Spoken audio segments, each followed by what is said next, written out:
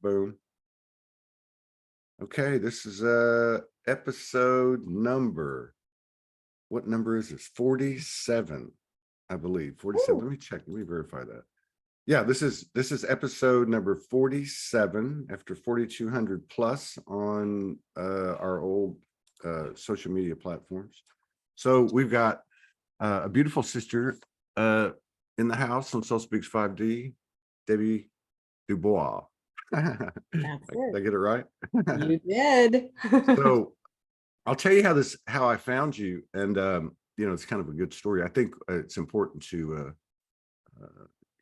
identify the physical synchronicities that we used to call coincidences, but it's like the coding. Like I see it all as threading.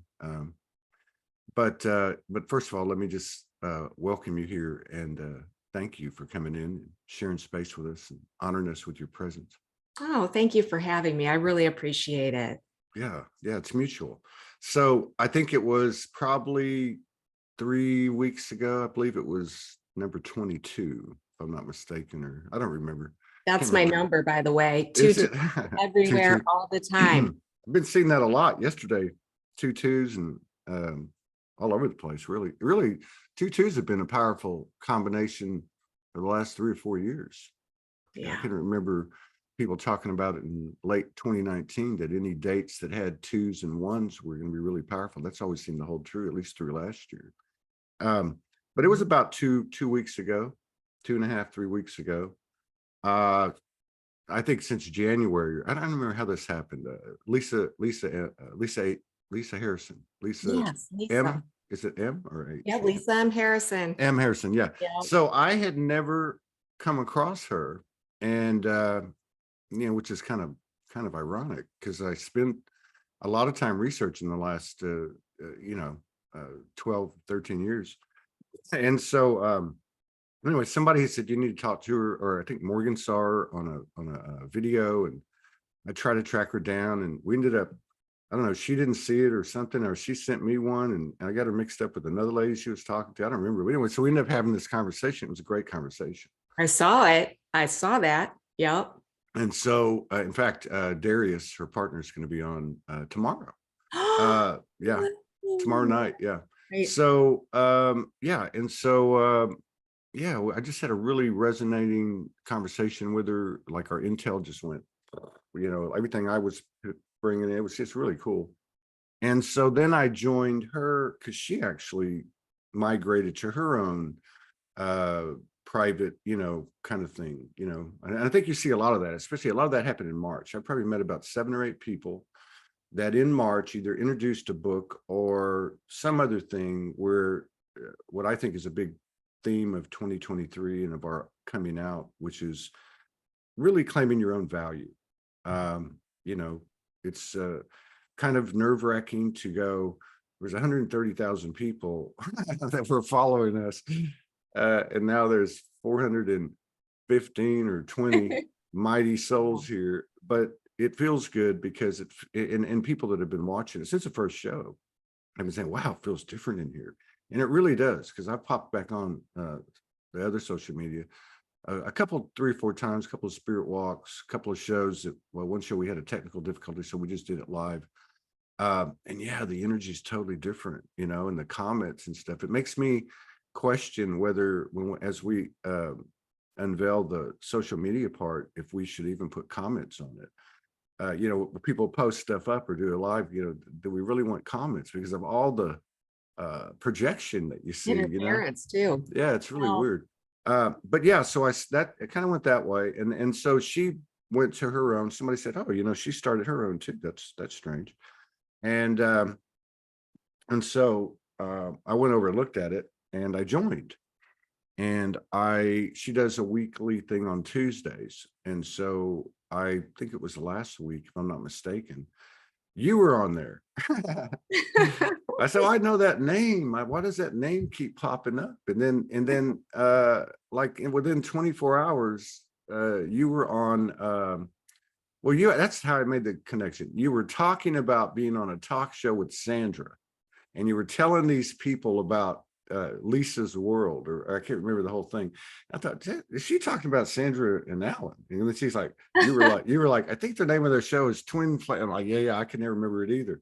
So I thought, okay, well, let me look her up, and because really, if it's not a returning guest, a lot of times, it's just through the rhythms of people reaching out and us just coming across people. So I looked you up. I'm like, oh yeah, for sure, let's do this. So that's the story behind how this happened. Of course, with your consent and your agreement. But back in the day, in this show, we had a famous question which I've never repeated since we've come over here. It was just kind of a funny way to get things started. Things are different now. So much has changed, and so much of our stories are not irrelevant, but not relevant to the present. It's more like, hey, where are you at Yes. now? But I would just say that it's and feel free to tell us anything about yourself that you feel is something that is worthy, that you feel like it's something that we can gain from, or what you'd like for us to know about you. My take on you is that you've been awake for a while, and you're like so many of these feminine incarnates around the world that have been in the background, supporting people like Lisa, participating in small groups, stepping out a little bit, doing your own thing publicly. But the fact is, you're one of those, and those are those that lead us. If you just look at these communities, which makes sense. And so, yeah, I'd love to hear, how you got here, and also, we can lead right into, what my favorite part of the show is the real-time intel from the experience of the person. And I'm sure you have a great perspective. I would just ask you one question. After all this time, how does it feel to be where we're at today? Funny you should say that. It's a big pause for me. Going back, looking at all that I've been through, which is something that I have done, because you're absolutely right. Right now, we are so much in the moment of now. The question of how did I get here becomes irrelevant, and yet it doesn't. Because I wonder why I'm here in this particular space. And it really did take me looking back at where I came from for me to realize what the significance of this moment in time is right now. And I think that a lot of it is, well, first of all, I will say that I participate in Lisa's group and I follow Darius a lot, because when I found them, it was a point in time where I had started to pull together my own knowing, and I felt very much alone. I felt very isolated, and not a lot of people were thinking like I was. And then I found someone else that kind of is similar confirmation of their information, which is Athena, which is Human Witness on YouTube. So between those three people, everything really clicked for me. And what I want to say is that if I go back and look at the roots of where I come from, we have two aspects going on here. We have the New Age spiritual movement, and we have the truther movement. And they haven't always been super, some people are like very integrated into both, and some are kind of on either side of the spectrum. I started out very much in the spiritual, woke, like you said, being woke when you first got here. The real woke. The real woke. Thank you. I really don't like that word, but it just came out. Yeah, the one they stole it from. Yeah, I guess. But anyways, so I started in that frame of reference with A Course in Miracles way back in 1992. Read it 3 times. That was my spiritual, perspective. But what really got me going on what I consider to be an awakening journey, which sort of encompasses, instead of just thinking of spiritual New Age community, which I have a lot of struggles with the new age community, because I think we all know there's been a lot of interference in there. But I started way back in the late 1990s with something called Neotech Society. And I wondered if you have ever heard of Neotech Society? Oh, I can't hear you. I have had the cough button on. Oh, No, I haven't. Neotech, I've never heard of that. well, interestingly enough, Neotech was, I believe, the first truther movement that I came across. Okay. A guy by the name of Mark Hamilton started exposing the cabal.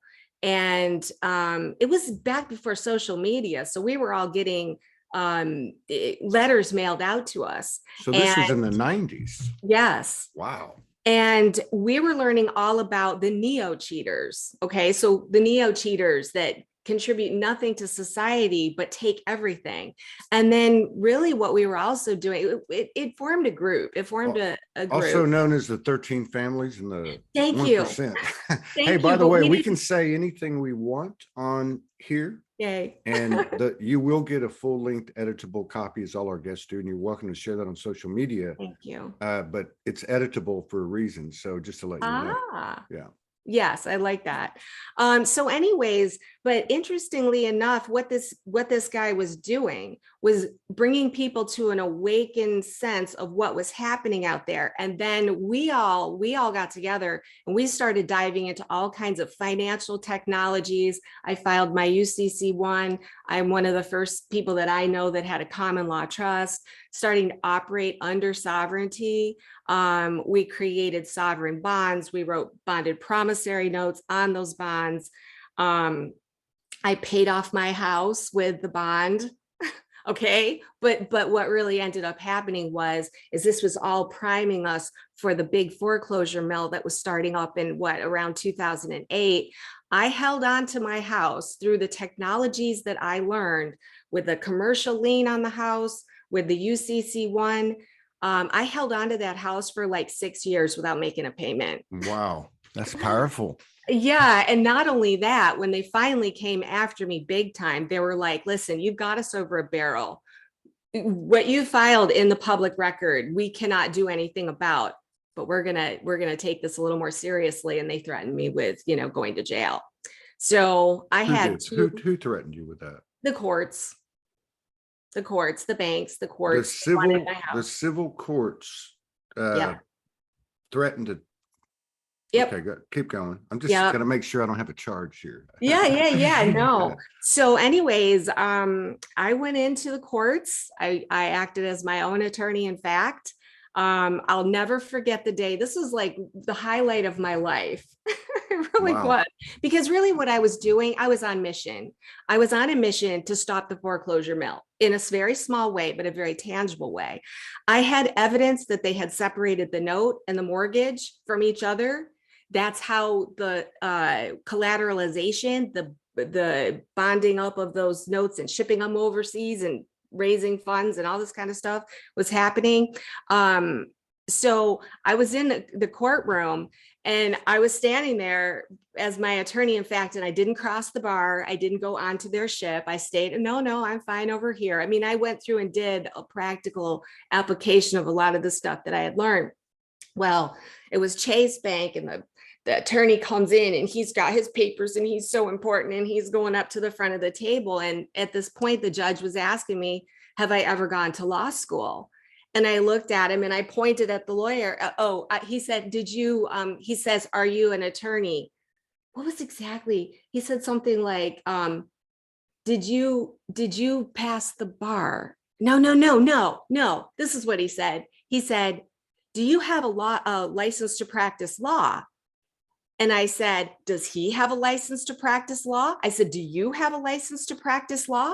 And he goes, Ms. DuBois, I think you know what I mean. He knew exactly that they didn't have a license. They had just joined the secret society, the bar, the British accredited registry. That's exactly right. Yeah. So I knew all this at a way young age. I had two very small children. I had a husband that I thought was going to have a nervous breakdown as, you know, I went through the sheriff's sales and the filing bankruptcy so that they can't take the house and then dismissing the bankruptcy. I mean, I did so much. So you're at the time, you've got 2 kids in the house, you've got a husband, and I'm assuming because of, you know, the 4,000 shows about the women I've talked to, Yeah. a lot of them talk about their husband. Some will say he's awake, but he doesn't know it.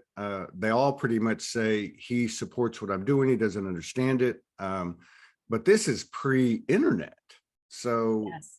there probably wasn't a whole lot of evidence for him to bank on like you could today. Like, oh, you're And friends with Lisa Harrison. Or what do you he was listen not to? interested in any Yeah. of that.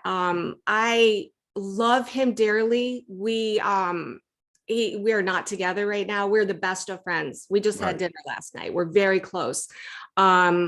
But he had no interest in any of that. And when you say that about being the mom or he was the mom of the family. Okay.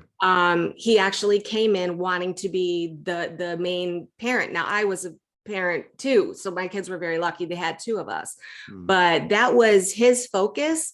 And Right. so when I was off here doing all of this stuff, that did not go over really well. So, but in the truth is it was a very frightening period of time in my life. But I knew my inner being was telling me this was what I needed to do.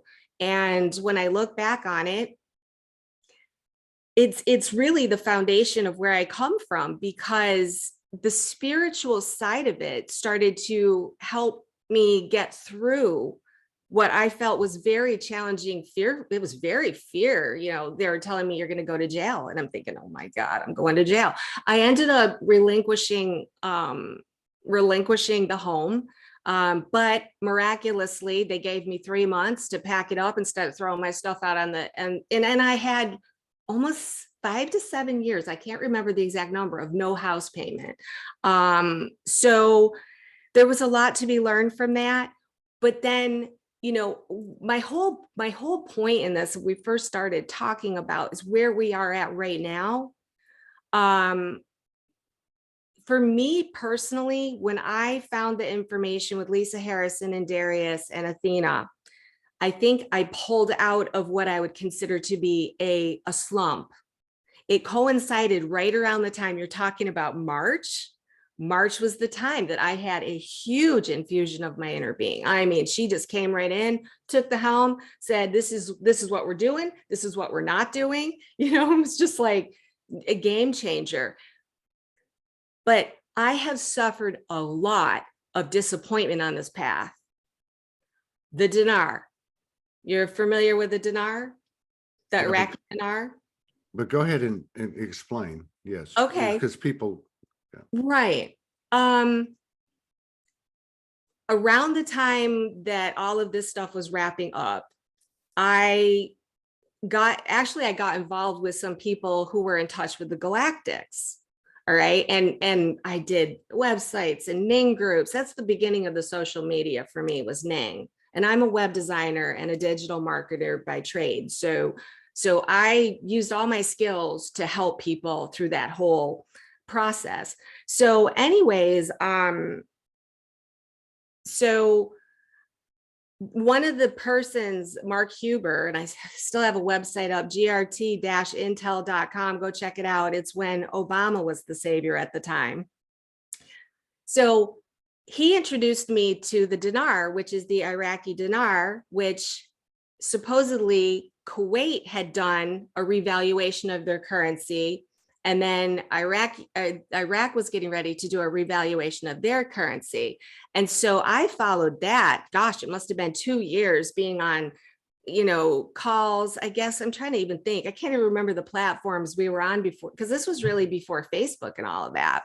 No, this is back in the Yahoo AOL days, right? What were those chat rooms? Yes. And well, Blog Talk Radio. And I think Facebook had just started, because we started to have groups. And it's mystifying to me how to piece all that together. That was like, because I think it was 2002. Yeah. That Maureen Moss started World Puja Network. And that was a big you know, it was an internet radio, but that was a pretty big one in those early days. Right. Right. And I think the one I remember most was Blog Talk Radio. Mhm. And then there was another teleconferencing, some kind of free teleconferencing, and everyone would get on. But so I followed the Iraqi dinar, and that went on for a couple years, where you thought it was gonna, revalue any day now. And it Right, was like, right. I remember that. People sending me that stuff. I remember that. but I met so many incredible people. And that was one of the things. Then around that time, I had a catalytic heart awakening experience. I'm not at liberty to talk a lot about it, but what I can tell you is it came in as a wrecking ball in my life. It shifted everything for me, and it was a bona fide true experience.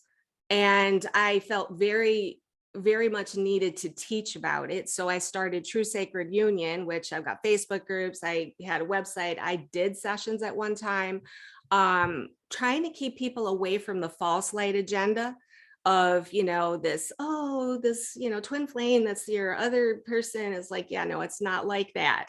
It's not like that. And I think that right then is when, and consequently, we had made the decision that that was just not going to happen, in this lifetime. It's just not going to happen. So what that really did was, number one, it set me on a journey to discover who I am. Okay. And I think This was early 2000s.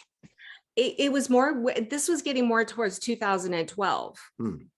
So right around the time where all of that kind of thing was happening. And so that really kicked off I'm here to make it to the finish line by myself, because in integrity, I could not stay in my marriage. Right. And right. And even though I did for a long time stay married, and in the home, we were separated. He knew everything. So, but again, it was the disappointments that came along with that, the devastation that came along with that. With the catalytic heart.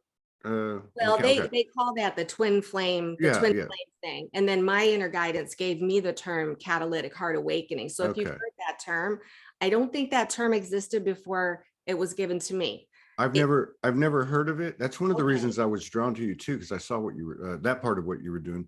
I want you to keep going on with this chronology. I want to just kind of go back and re-step through this and feel it again. So we're talking early 90s. I got a couple of kids. I'm married. I'm in a traditional kind of thing.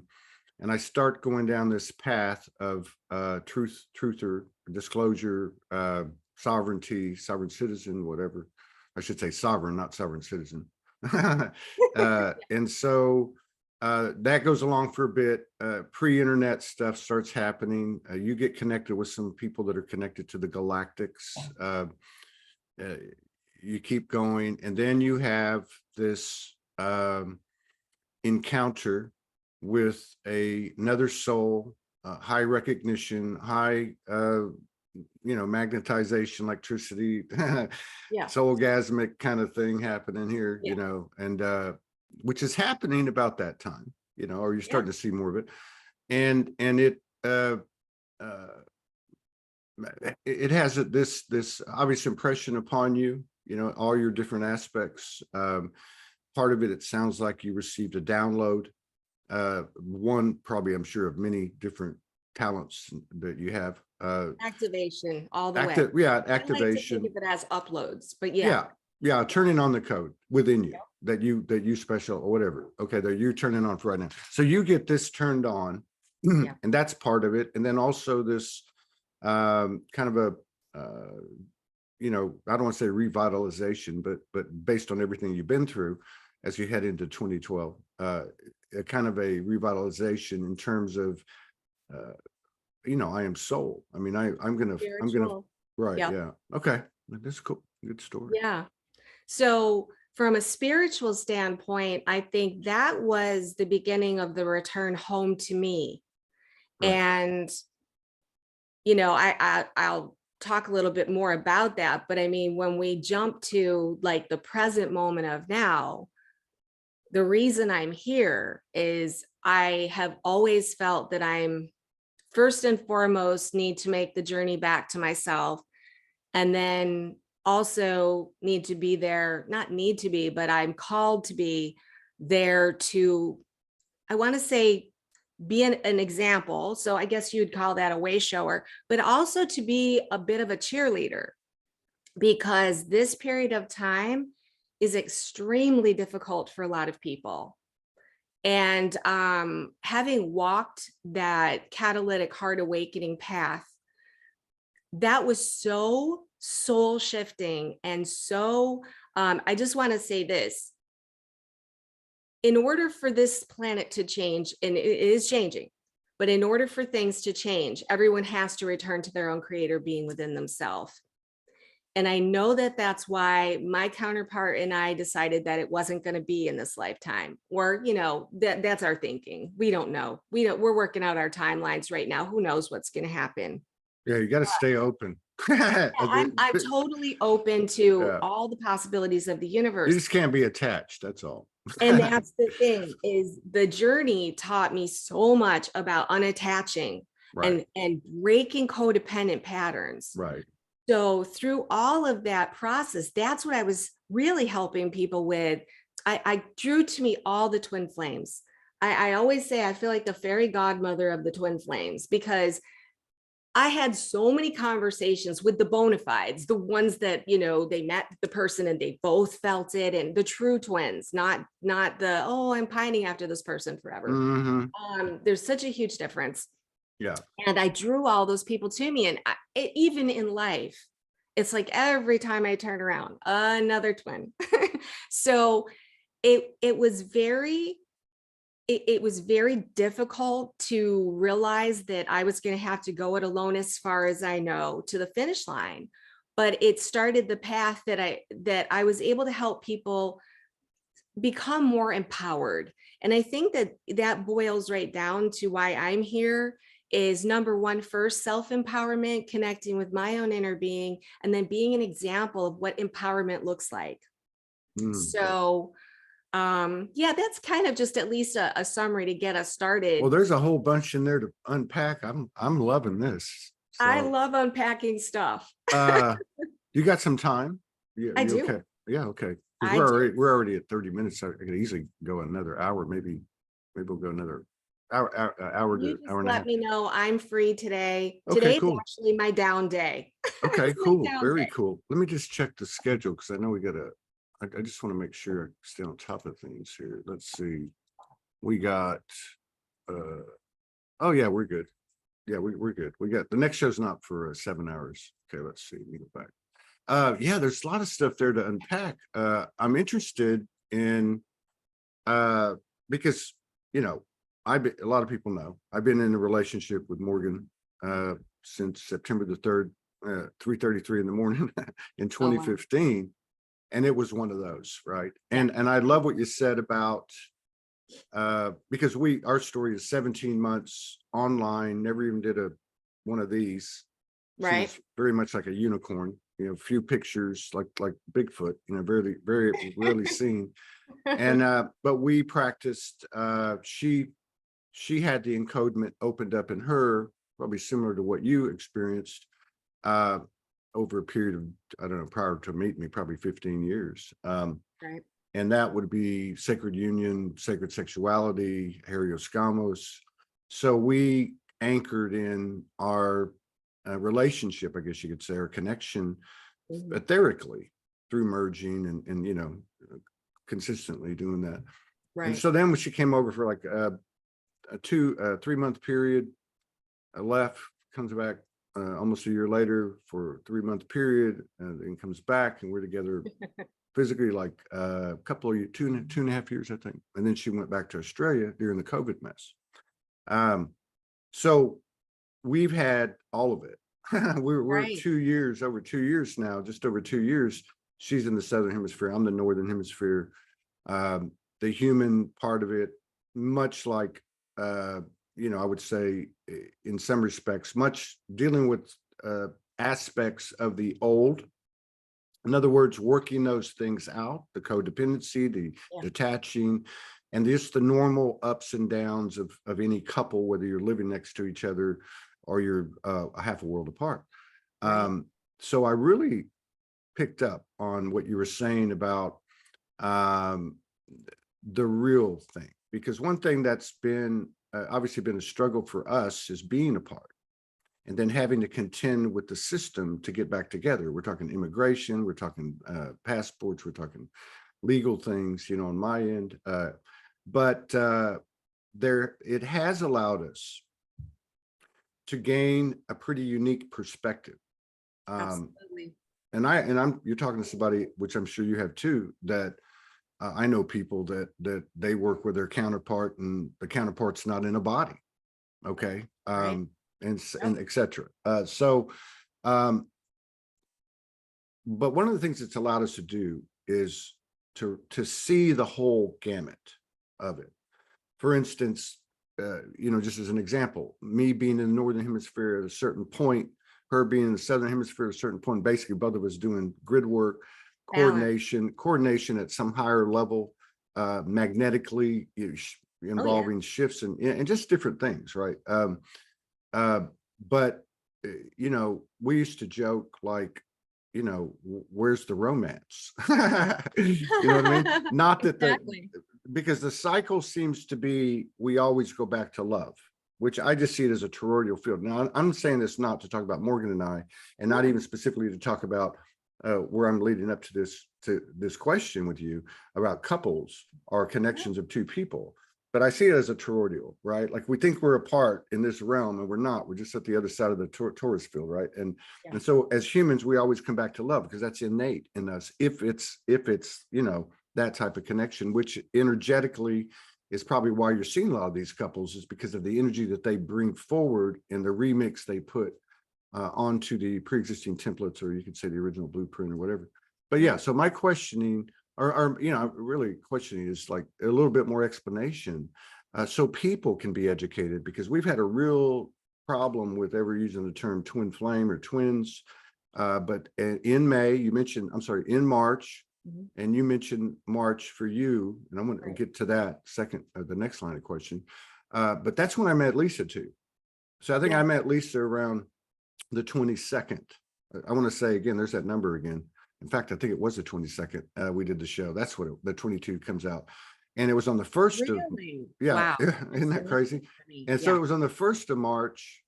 I wake up and did a Morgan. It's not usually something that happens to me. And I say, there's stargates all over the earth. I can So see fast. him. I tell Morgan, hey, you're going to see one on that property that your house sitting on. 2 days later, she's got it. She takes a picture, puts it on Facebook. I mean, so it was a very powerful time. And so that was March, and why I went there, I don't know. But I know what it was. So we've always done sessions. We've always connect, and you know, we record it. And we don't really share it. We were told 1st of March, start sharing these out. And in two of those sessions, because she's directly channeling, her human doesn't want to say it. This is a twin flame activation. She's like, I don't want to say it. I don't want to say it. So there is something there. I think the misconstruction is involving the connotations that we associate with it that are really kind of like we talked about woke and real woke and woke. Well, Like they take alt these right. terms and they're all over here on this other side in the matrix, and they're all dirtied and everything. But yeah, I mean, just a quick thing, like, can you explain to people, can you explain to us, Mhm. you know, what these connections are, and just kind of give us a general idea of what you know? Sure. I'll tell you what I've started to do, and that's get away from the term twin flames for exactly what you said. Mhm. I know I use the term just so that people kind of have an idea of what we're talking about, but I've started really calling them sacred counterparts. It wasn't really until I listened to Athena's information, Human Witness on YouTube, that I had a profound memory of the beginning of entry into this realm. And it is her knowledge from going into the records that everyone has a counterpart. Every single creator being here in this universe that came in to play what I shall call the game, everybody has a counterpart. Now, I don't think that every single person in this existence now, in this realm, we're in the lowest, most dense realm. I don't think every single person has a plan to come together with that person who they were connected with, although I'm not going to limit that for anybody. But there is a huge difference between those people who, no, let me back up. The reason why catalytic heart awakening was the term that I was given is that it doesn't matter if that person is your sacred counterpart or not. It still puts you on the same journey. And the way I always would talk about it is it's this huge carrot on the stick. Once you've experienced whether it's reciprocated or not, although if it's reciprocated, it's a million times more powerful. And I'm sure you understand what that means. It becomes this huge carrot on the stick. And it's like when it doesn't, listen, unless both people are like 100% in their highest resonance, they just don't go, ding, we're together. It's not, they have to both be walking on water. It's impossible in this reality. So that's the hardest part. That's when I talk about the devastating part of that connection. And whether or not that's your true bona fide counterpart, or whether it's just someone who's catalyzing you into that, the result is the same. It catalyzes something inside of you that you have to become stronger, lest it destroy you. So you have to rescue yourself, and you have to find a way to love yourself. And I cannot tell you how many times I sat here holding myself. I love you, Debbie. I love you, Debbie, because of the circumstances the way they were. I had to learn how to love myself. What I see happening in relationships in general as a result of this is we are returning back to that sacred union with couples in general. So that's why we're seeing a lot of breakdowns of marriages, long-term contracts, relationships, because those were born of codependency and neediness and opposites attract, and business-like models. And this is what we're supposed to do. This is what we're programmed to do. And all of a sudden, with this new influx of energies, everyone's going, who is this person? Who am I? Why am I doing this? And whether they've been catalyzed by another person or not, we are being forced to become our own creator beings again. So I see the model of relationship as changing from one of codependency. And here's where you'll see that a little bit. There's a lot of talk now about the narcissistic empath templates. If you look at any like TikTok videos, I mean, this is this is interesting. Keep going. So this is literally a lot of the blueprint of even the sacred counterparts coming in to break these templates. Okay, because they're two very, very strong spiritual people come together. And I mean, I know two certain ones that can't even be in the same bedroom at night because their energies are so big. Okay, like they're still working out these things. We used to keep a bowl next to the bed. Really? Yeah, because the energy would get so strong, one or both of us would have to throw up. You know, oh my gosh. Like if we were just, like hugging, sometimes it would be a hug, it'd be a kiss. Sometimes, sometimes it wouldn't even be that. Sometimes it would just be, putting our hands together to. Well, there's confirmation that the energies, I really do think that that some of the counterparts came to tackle the narcissist empath template. And the reason why is it is the structure. I feel like it is the structure that keeps us attached to this game. That's I'm so impressed that you're bringing this up in the way that you are, because I would go so far to say, and I'm not saying I'm the gospel, but you're living it. Well, the thing is, I believe in what you're saying, and I believe that the narcissistic empath template is being addressed by each and every one of us, Yep. because it is the key, you could say at some level of perspective that it's the template. Like Yes. I don't do a lot of sessions for people, but I remember I was in Hawaii and I was doing a session for a friend of mine, Mhm. and probably the reason I don't is because it's always snap, snap, snap. That's it, you know. But so she was saying to me about this person, this man she'd been with, and she was just an angel. I mean, she was just like, you know, like you couldn't find one that was more fluffy and, you know, I mean, but real lady. Right. And she says, I'm with this person 8 years. He's a narcissist. And I said, well, you know, do you feel that what you're describing to me, what you have coming towards you is something separate from you? And she's like, yeah. I said, there you go. This is our work. Now, my take on it, I'm gonna hand this back to you, but I just love the fact that you brought this up, because neither one of them are a bad word. For years, I remember Exactly. 2012, and you remember this, 2012, 13, 14, 15, you had all these light worker groups popped up, starseed groups, narcissist, empath support groups. I'm living with the narcissist. And it was this whole thing. Hey, we're all empaths, man. We're picking up everybody's energy. And, you know, it's kind of like a weakness, you know, kind of like a trauma inducing kind of pattern, right? And then it starts shifting. And I believe, as Morgan says, the empathic ability was a weakness, becomes a strength now. But I'm seeing it even deeper now, because what I'm seeing is it's really asking us to utilize our empathic natural nature, just like intuition and telepathy, and feel everything that other person's feeling. So Yeah. just to kind of sum up what I'm trying to say and the impact it's had on me personally. And it's not that I see Morgan as an empath or Morgan as a narcissist, or Todd as an empath, Todd as a narcissist. I don't see that. I see that as one and the same.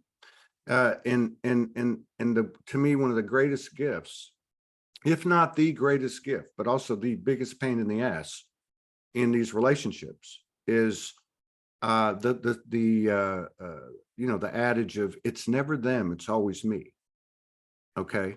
Yep. And so You got this it. person is a mirror for me Yes. that can be so loud. And now Yeah. that it's coming to the point where it is now, it's almost instantaneous and telepathic. Right. It's like, oh, I know it's going, whoa, whoa, whoa, whoa, boom. Okay, let's go to our separate rooms, or come, you know, oh, it's time to do a session. Or so it's a really fascinating thing to me. But I think when it really gets down to it for me, and what you're saying, what your revitalized self has been doing since that point, and or on about 2012, and that is taking full ownership for every single thing. And people, Ta-da. right, and Yep. people like they think, well, it sounds very cliche because it came out of the 90 new age BS cliche stuff. No, no, no. This is actually putting your money where your mouth is, walking the talk. This is where the universe really reciprocates. So just to sum it up, if I understand it, when I can own both of those in myself, then the frequency field that I have now refortified, recreated, is going to energetically attract to a stronger degree and repel to a stronger degree those things that don't match, something like that. That's the value I see of these relationships, and really kind of a template that we've already innately know inside of ourselves. We're just playing on a playground where we can actually do this with an external. So it's a pretty fascinating what you bring to the table. That's amazing to hear you say those words. It's really about accepting personal responsibility. Mm. And, you know, we hear that we create our own reality, but how many of us actually believe that? And how many of us actually really empower ourselves with that ability? See, that's what I began to understand as I started to walk this path, is that by accepting responsibility, I was able to investigate, you know, I looked at both sides of the template. I could see places where I was showing narcissistic personality style. And of course, then there was the other, the empath. You play both. Not only, and what I started to realize is that some relationships will, one person will be more narcissistic, meaning more dominant, right? That's what we're talking about. Who's Yeah. controlling? Yeah. That's right. That's right. So That's who's in true. control? But you can go and take that same person and put them in another relationship with a family member, and they are the ones being controlled. That's right. It's just, it's so easy to see now. I mean, and I'm not trying to oversimplify anything, but the fact that these conversations can be had, Mhm. and they can be had without charge. They can be had where these words are no longer carrying a charge, and no, that's not me. No, I No, mean, don't blame me. It's not me. I'm a big believer as time has gone on that all the stuff that we have been activated with, or that's been opened up, the coding that's been brought forth in us, that we've carried dormant, the biggest key to unlocking this type of stuff is through the human experience. And back to what you said, yes, my story is somewhat irrelevant because it's such a present moment scenario now, but it's through that story and all its, all the different ways it can come out, that actually these codes get awakened. It's by us telling each other of our experiences, and because this is the new code, this is the new sacred wisdom. We came into this thing with the Akashic, you could say. Then we had this whole experience, which is the reason we're here. Gather the data, put it back in with the Akashic, and now it come out. And I'm a big believer that we're laying down the new good book for the next civilization after the next big flood or whatever comes. Well, it's interesting, you talk about that. Going back to, like, I knew we were going to have a conversation. It was about 3 weeks ago when I saw your interview with Lisa. Hmm. I have seen some of your stuff before, but honestly, I don't watch a lot of videos anymore. I'm like really I have been on the inner journey more than the outer journey. And I do collect pieces of data that my inner being shows me. But of course, I had been following Lisa's group, and yeah, I'm on her call every week. I have to be there. It's just like it's my church. I like to be able to connect with the soul tribe kind of thing. When I saw your interview, I said, oh my gosh, I need to talk to Todd. I knew that we had energetic exchange. I sensed your desire to talk about, your connection with Morgan more. That is something that relationships is a huge part of what I do. And when I mean what I do is what I have to share because of the experiences I've had. And it's not about my experiences, but it is about the path to getting us to optimal. We need to be there, people. We need to get there because we're getting ready for a huge reality shift. And to me, the sooner we get there as individuals, as I want to say the precursor awakening people, the people that are awakening first, the sooner we get to that space, the sooner it's going to shift. Yeah. At least that's how I take it. But I knew that there would be a conversation, and it was the strangest thing because I was in the shower. It's so funny. We're all talking about how we're in the shower. Yeah. And we have this moment. Every time I get in the shower, I'm like, my inner being's like, okay, go do a video. And I'm like, now? And it's like, yes. And either that or she'll just start. And it's like, I'm giving a video in the shower. But anyways, it was in the shower that I got the information that you're going to talk to Todd. And I'm like, okay. And it wasn't but 3 weeks later that you reached out and you actually responded to a message that I had sent you in 2020. I know. I'm so bad. I mean, it's crazy now. I can't even find them. Perfect timing. I know it was everything. That's right. Because there was something in your message that was, I don't even know. I don't even remember reaching out to you, to be honest. Why did I reach out to Todd? Except I liked your stuff. Okay. So, wow, this is awesome. So this like March, April, May. Yeah. Right? I mean, this where we're at now. Okay. So just quick. All right. So there's I can name 4 or 5 people right now. Morgan, through the sessions by the 25th, this will all be felt by all of humanity. I talked to her last night. another jolt came in all here by the 29th. Somebody real high frequency was on yesterday. Does anybody remember? Because I can't. But she was talking about the 25th, 26th, and 27th. It's all nailed down. Now this all nailed down, you know, what I'm kind of saying, what I'm picking up from everybody is like a real awareness that would actually support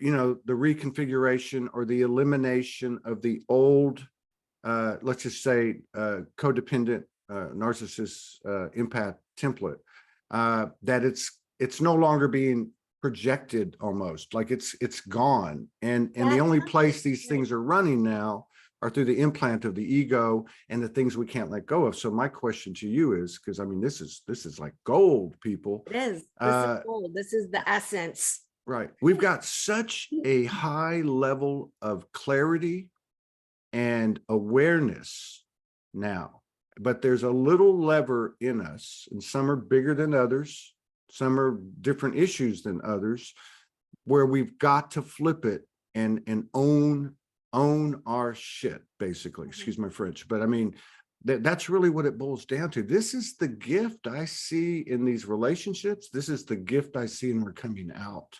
It's like, oh my God, I don't want to do that. It's going to hurt. It's going to hurt. You know, it's kind of like that. It's the same thing.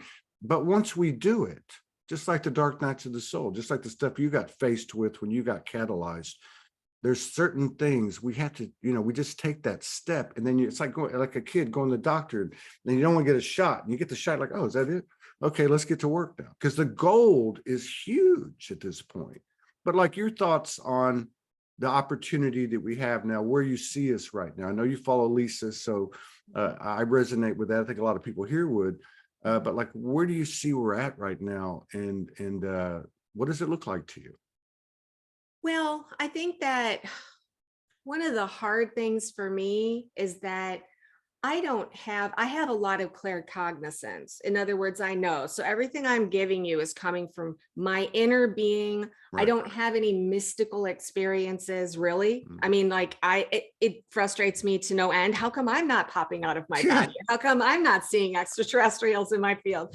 But in a sense, it's actually navigating from where I believe we all need to navigate from, which is from the creator being inside of us, and that navigation. So coming from that space, and I'm kind of, you know, asking for that guidance and information right now. I have always seen that the date that has always come to me has always been around April 2024, in that range. But I really do ascribe to the same thing that Lisa Harrison what's the word? Subscribes to. And that is that there is going to need to be a period of time of transition from people who have not gotten these awakening codes at the same pace that we have, but that I feel that we cannot stay in that same space, or we're getting more and more damage. And that's what I was talking about with the disappointment. I focus on this, eat, live, and breathe it from morning, night, and noon. Everything that I do is all about returning home to me. So every experience I have, I'm bringing into my consciousness, every decision. I have had to really understand that is not the choice that everyone is making on this final, I want to say it's a final exit. We talk about, you know, Athena's the one that really shared a lot of this that made sense. I pieced together about 5 years ago. What is you said Athena, and what was the second Human part? Witness. You must speak with her. She is Human. amazing. Yep. We've gotten on. Oh, I see her. Together. I see her right here. Yeah. Yeah. I love okay. Athena. I will subscribe. And Athena is really how I returned to Lisa Harrison. Okay. I had listened to Lisa Harrison a long time ago during the Truther times. But she and I, you know, have kind of compared notes that we are kind of the same in that, you know, we were very active in our younger years before kids, but then we kind of got pulled back in more recently and coming back out and feeling the need to speak. But anyways, what Athena's talking about is the nature of reality, and her having gone in to see the construct. And then Darius was a confirmation of what he saw in the construct. And then Lisa, her experience of what the people from back home are telling her. And if, you know, that is one of the best interviews I've seen is with you and her. I loved it. I've watched it Oh, thank you. times, I think. You know, there's something I need to say. Yeah, go ahead.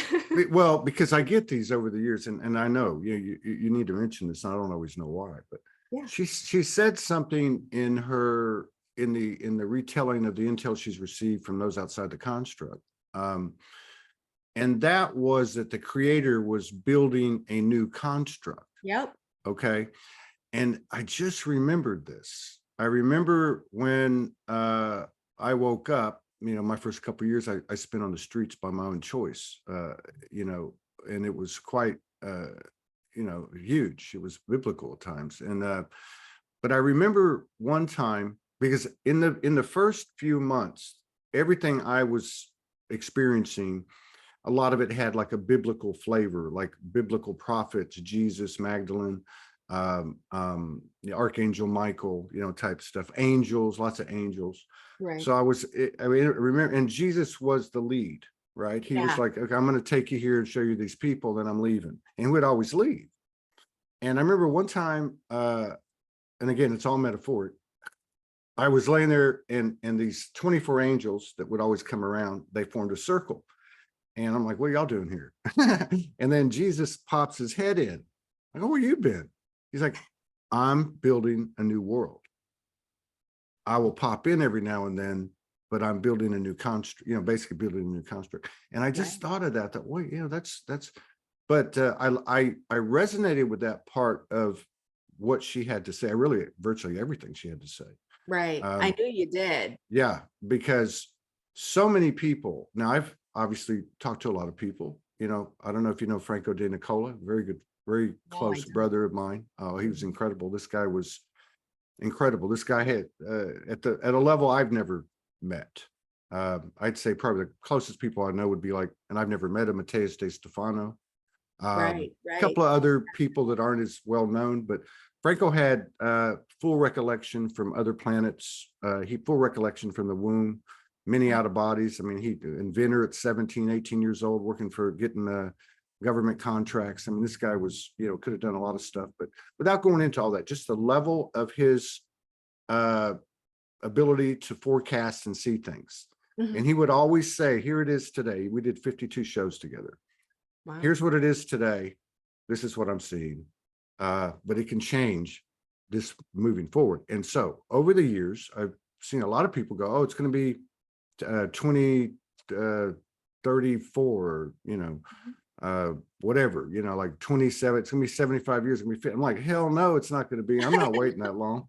So that's what I liked about Lisa's stuff, that group, y'all's group, that energy complex, is that it wasn't a belief system to latch on to. It was that inner part, to me it is, that inner part going, hey man, I'm sovereign of any and all things, every dimension, every timeline. Yes. I am soul. And that also includes where this thing's going, which only makes sense in a quantum thought projection reality. So what I see there is what you said earlier. This is why I brought it up, where basically, I guess I'll put it in my own words. There's no way that, I'm just speaking for myself, but I hear what you're saying. There's no way I can stay in this band of frequencies. Right. There is no way. I'm waking up, my scalp is burning. I know it's radiation. Right. I've talked to my body. I've tried to do research, but I know what's going on.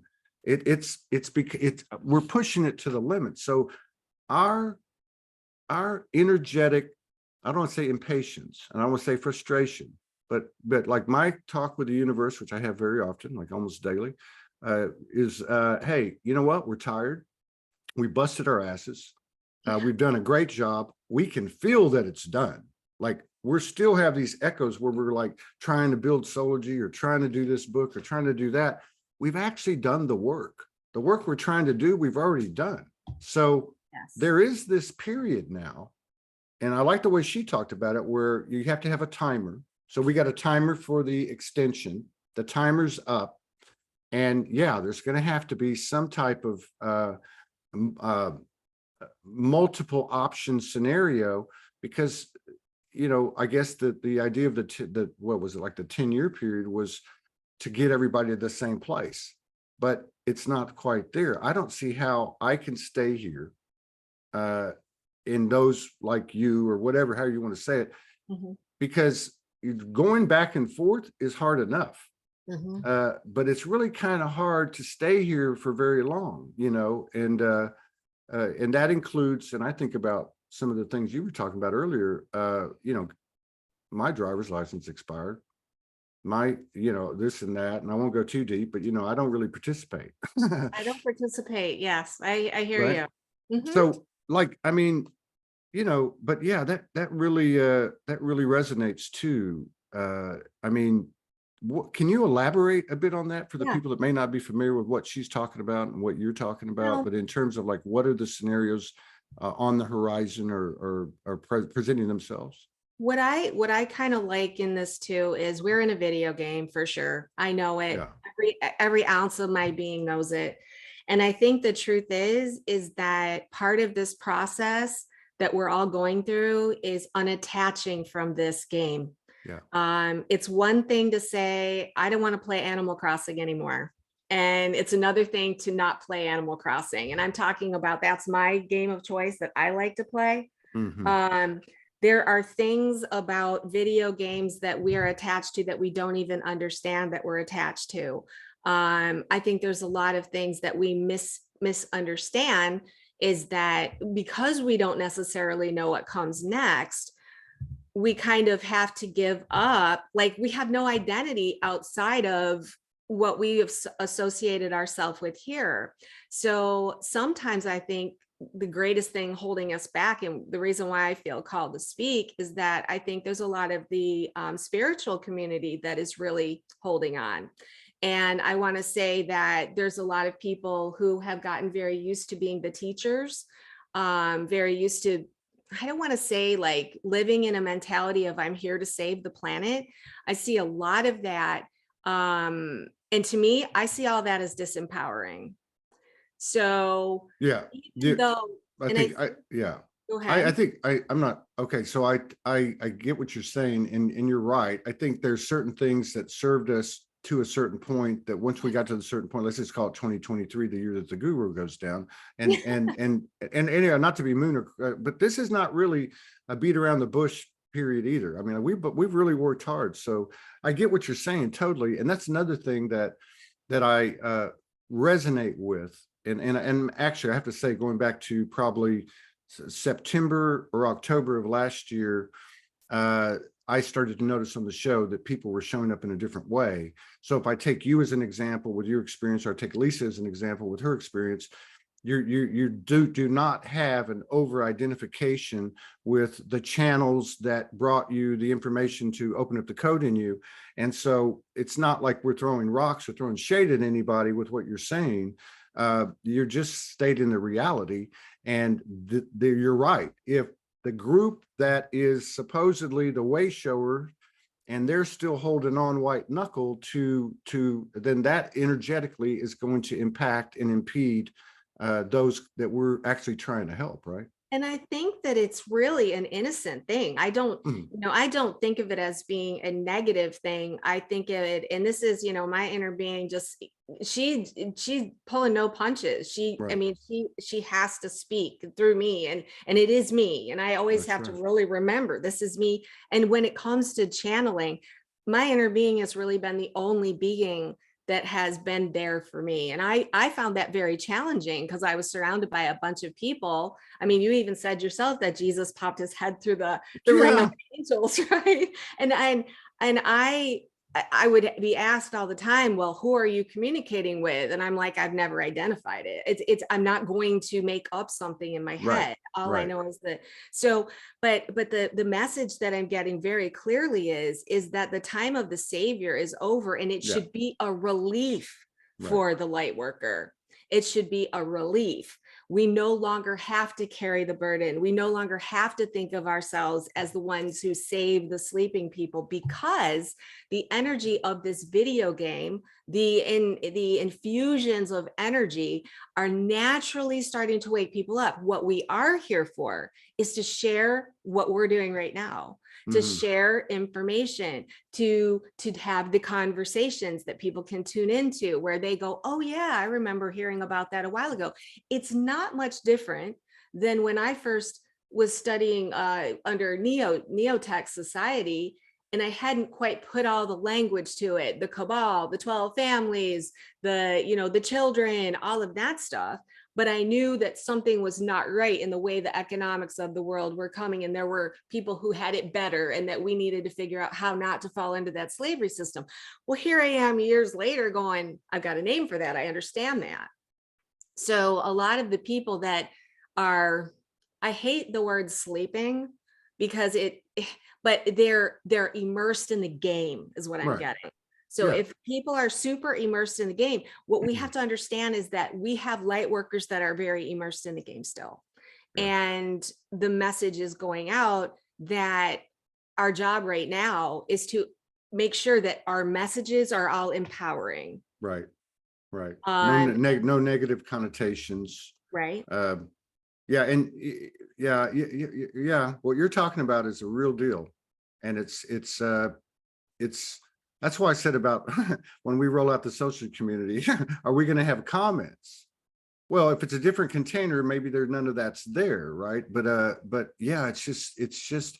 I mean, I'm happy that I don't. I mean, I do share out in the Soulogy group, and I have to, find old posts and this and that. But there's not a lot of surfing, and what I do pick up, I get a charge now and then. I see somebody make a video or a post and say, I believe in, whatever it is, law of one, and this and this and that, and not the herd mentality. Well, going back to the narcissist empath thing, I think what's happening to us right now is the most subtle, buried, hidden parts of us that are in the corner, hiding because they don't want to leave.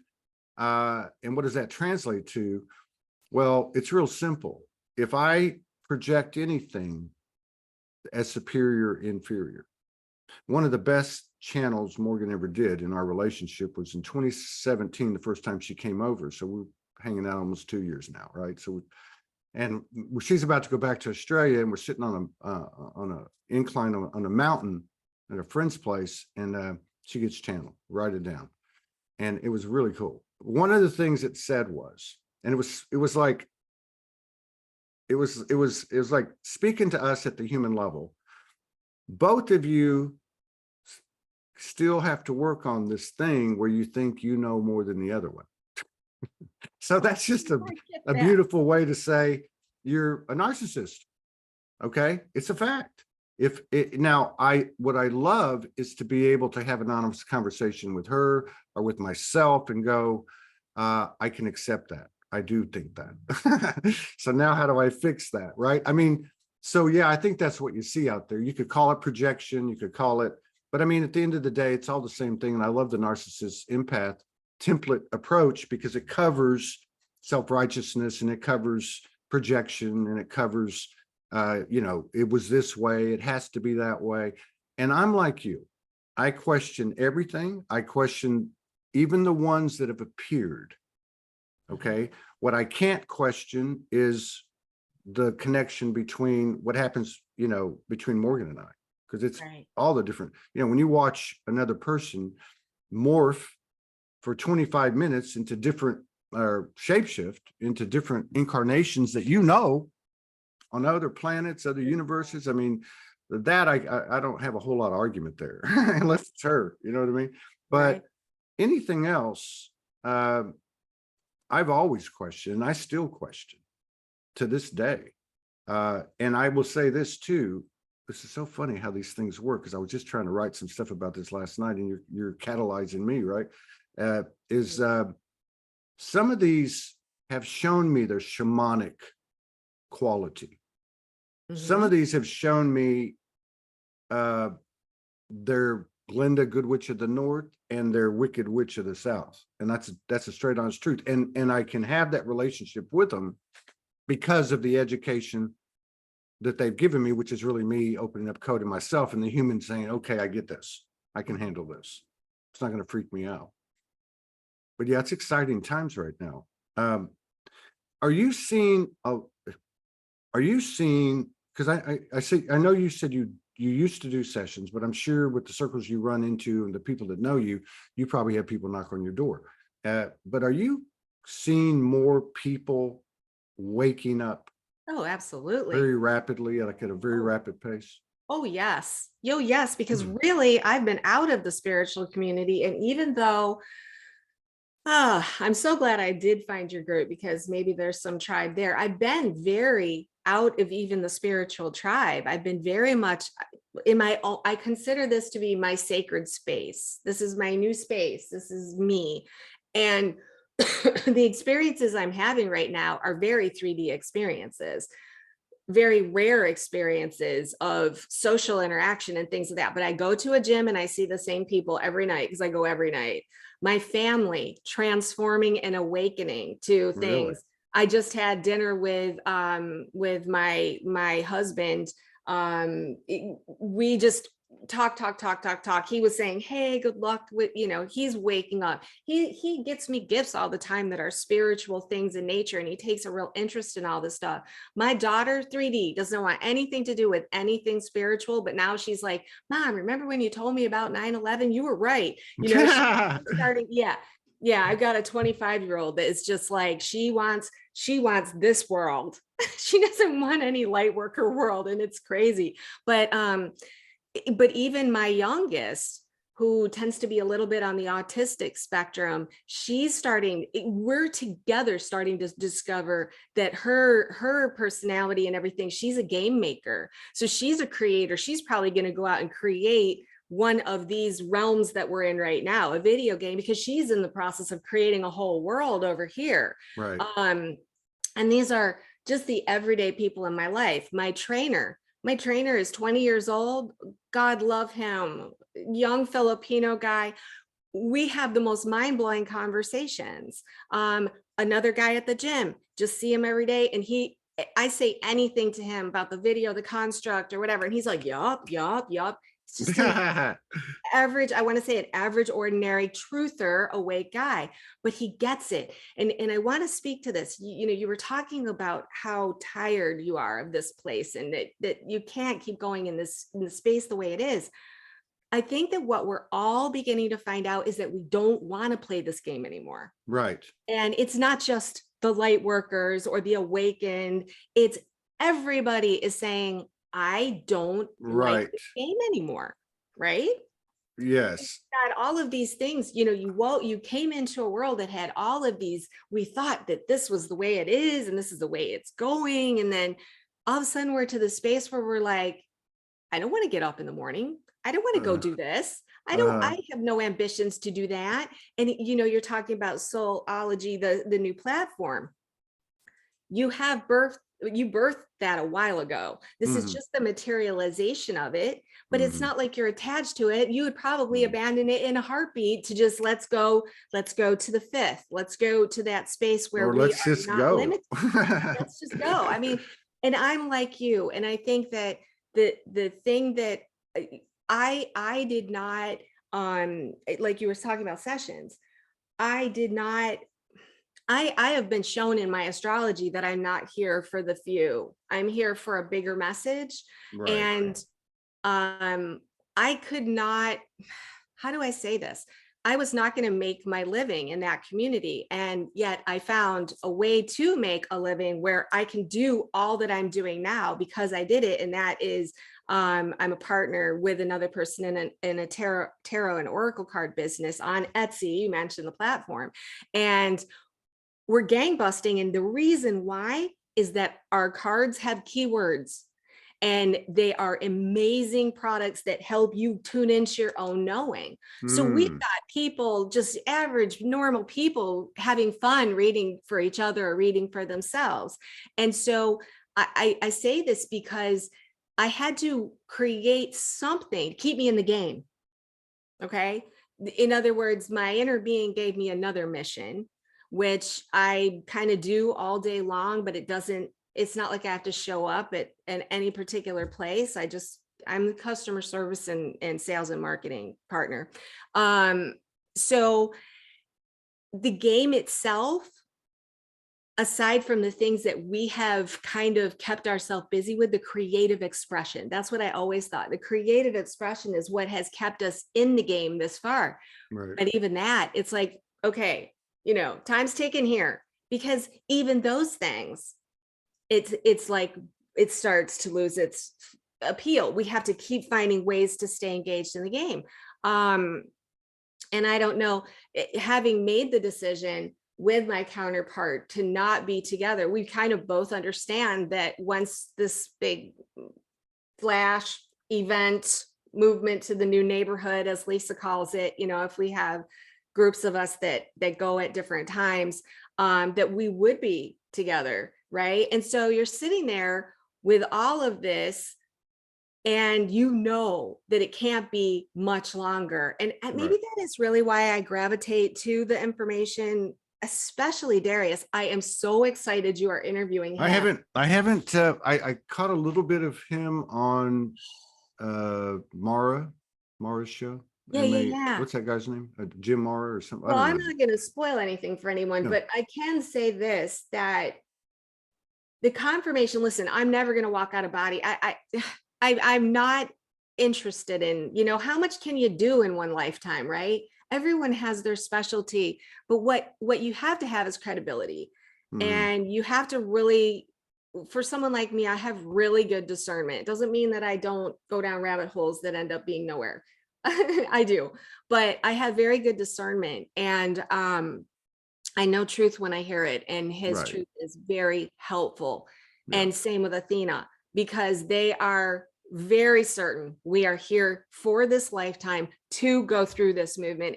And my inner being, like I was going through a fear of heart issues, or walking out, like leaving the game. My biggest thing is, don't take me out of the game right now. I've come this far. Don't you dare take me out of the game. Right? And they're like, it's your choice if you leave. I'm like, is it really? It isn't really, though, because my inner being was like, sorry, dear, you're here for the duration. And it's like, okay, but can we get on with it? Because how much longer?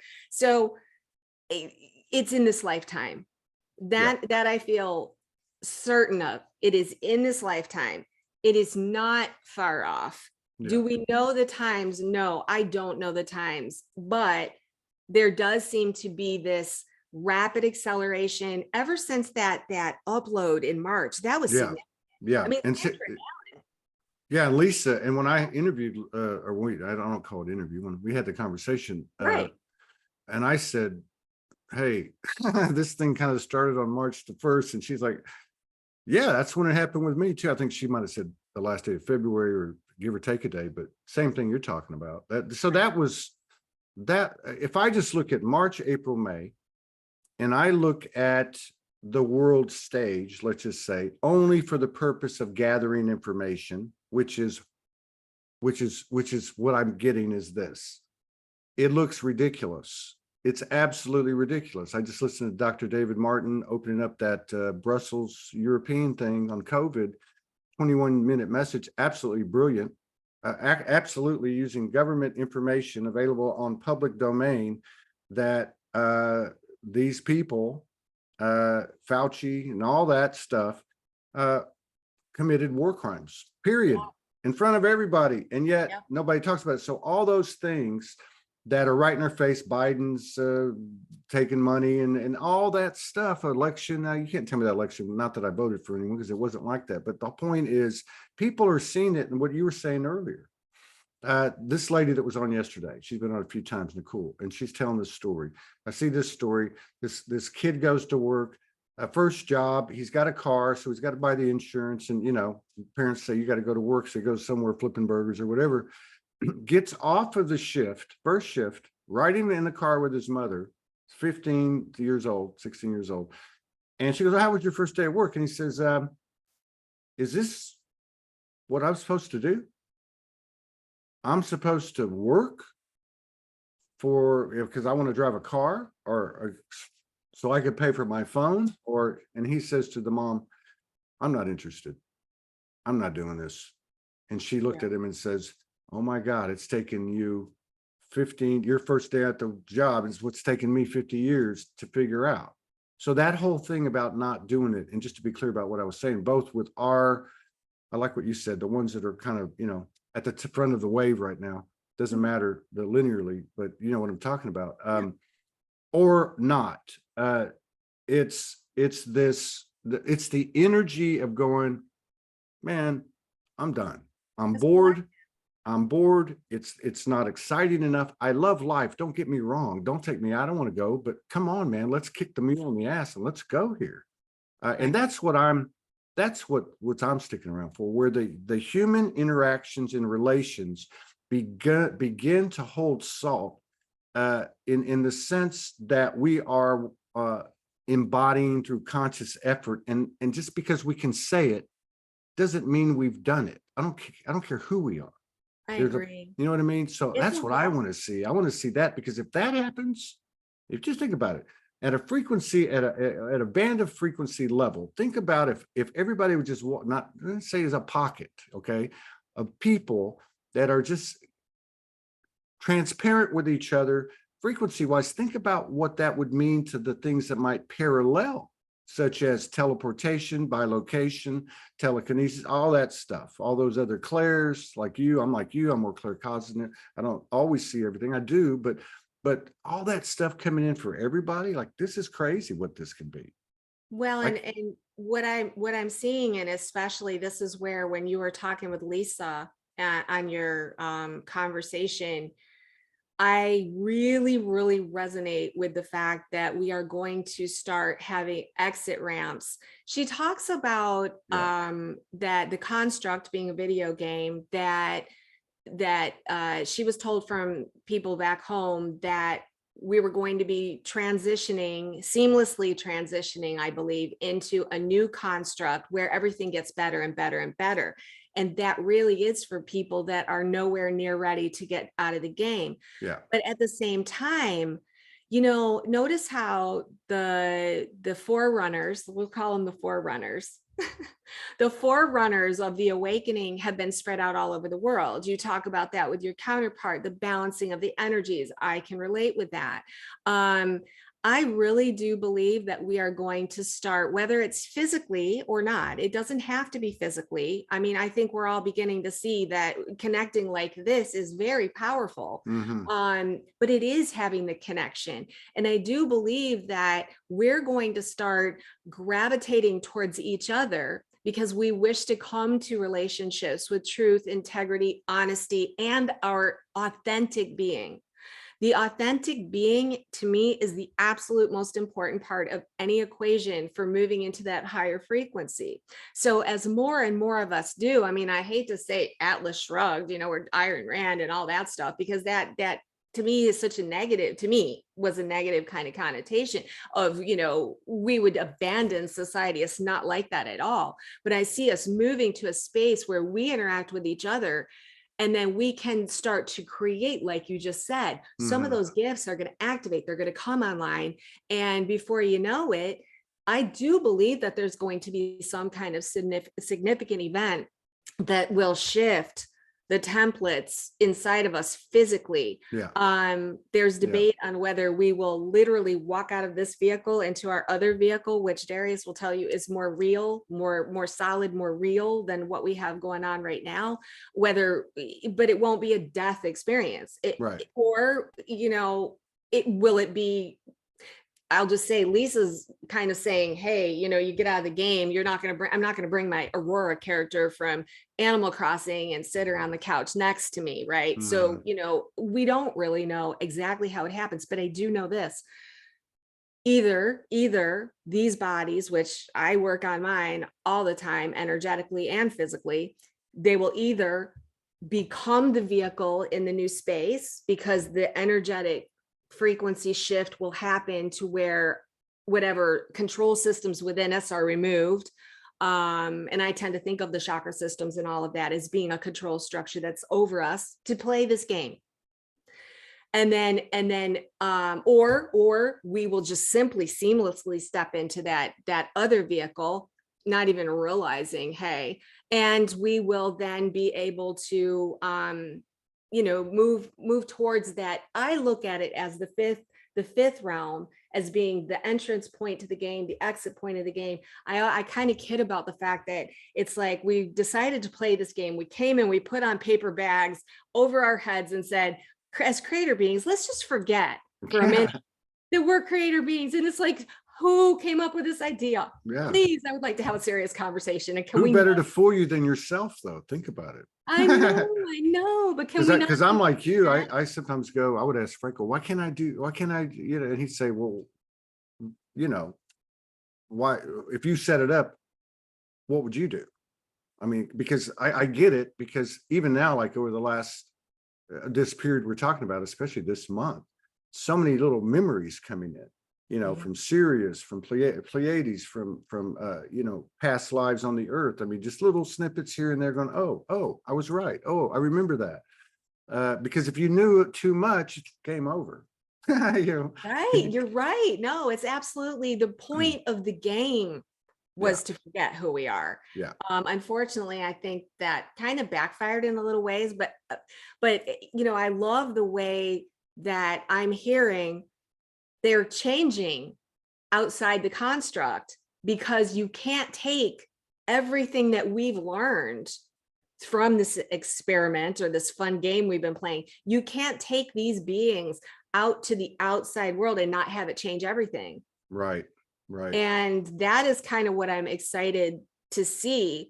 But again, just going back to the exit of the game, I really do believe that they're going to shut down this realm, this first lowest vibrational realm, and it will be like a history museum. I mean, you'll be able to go and watch the videos, and it's more like experience the experience, not watch a video. We could do like safari, get in a Jeep and drive through the earth. Yes, kind of like that. But what we won't be able to do is recreate our own experiences. Yeah.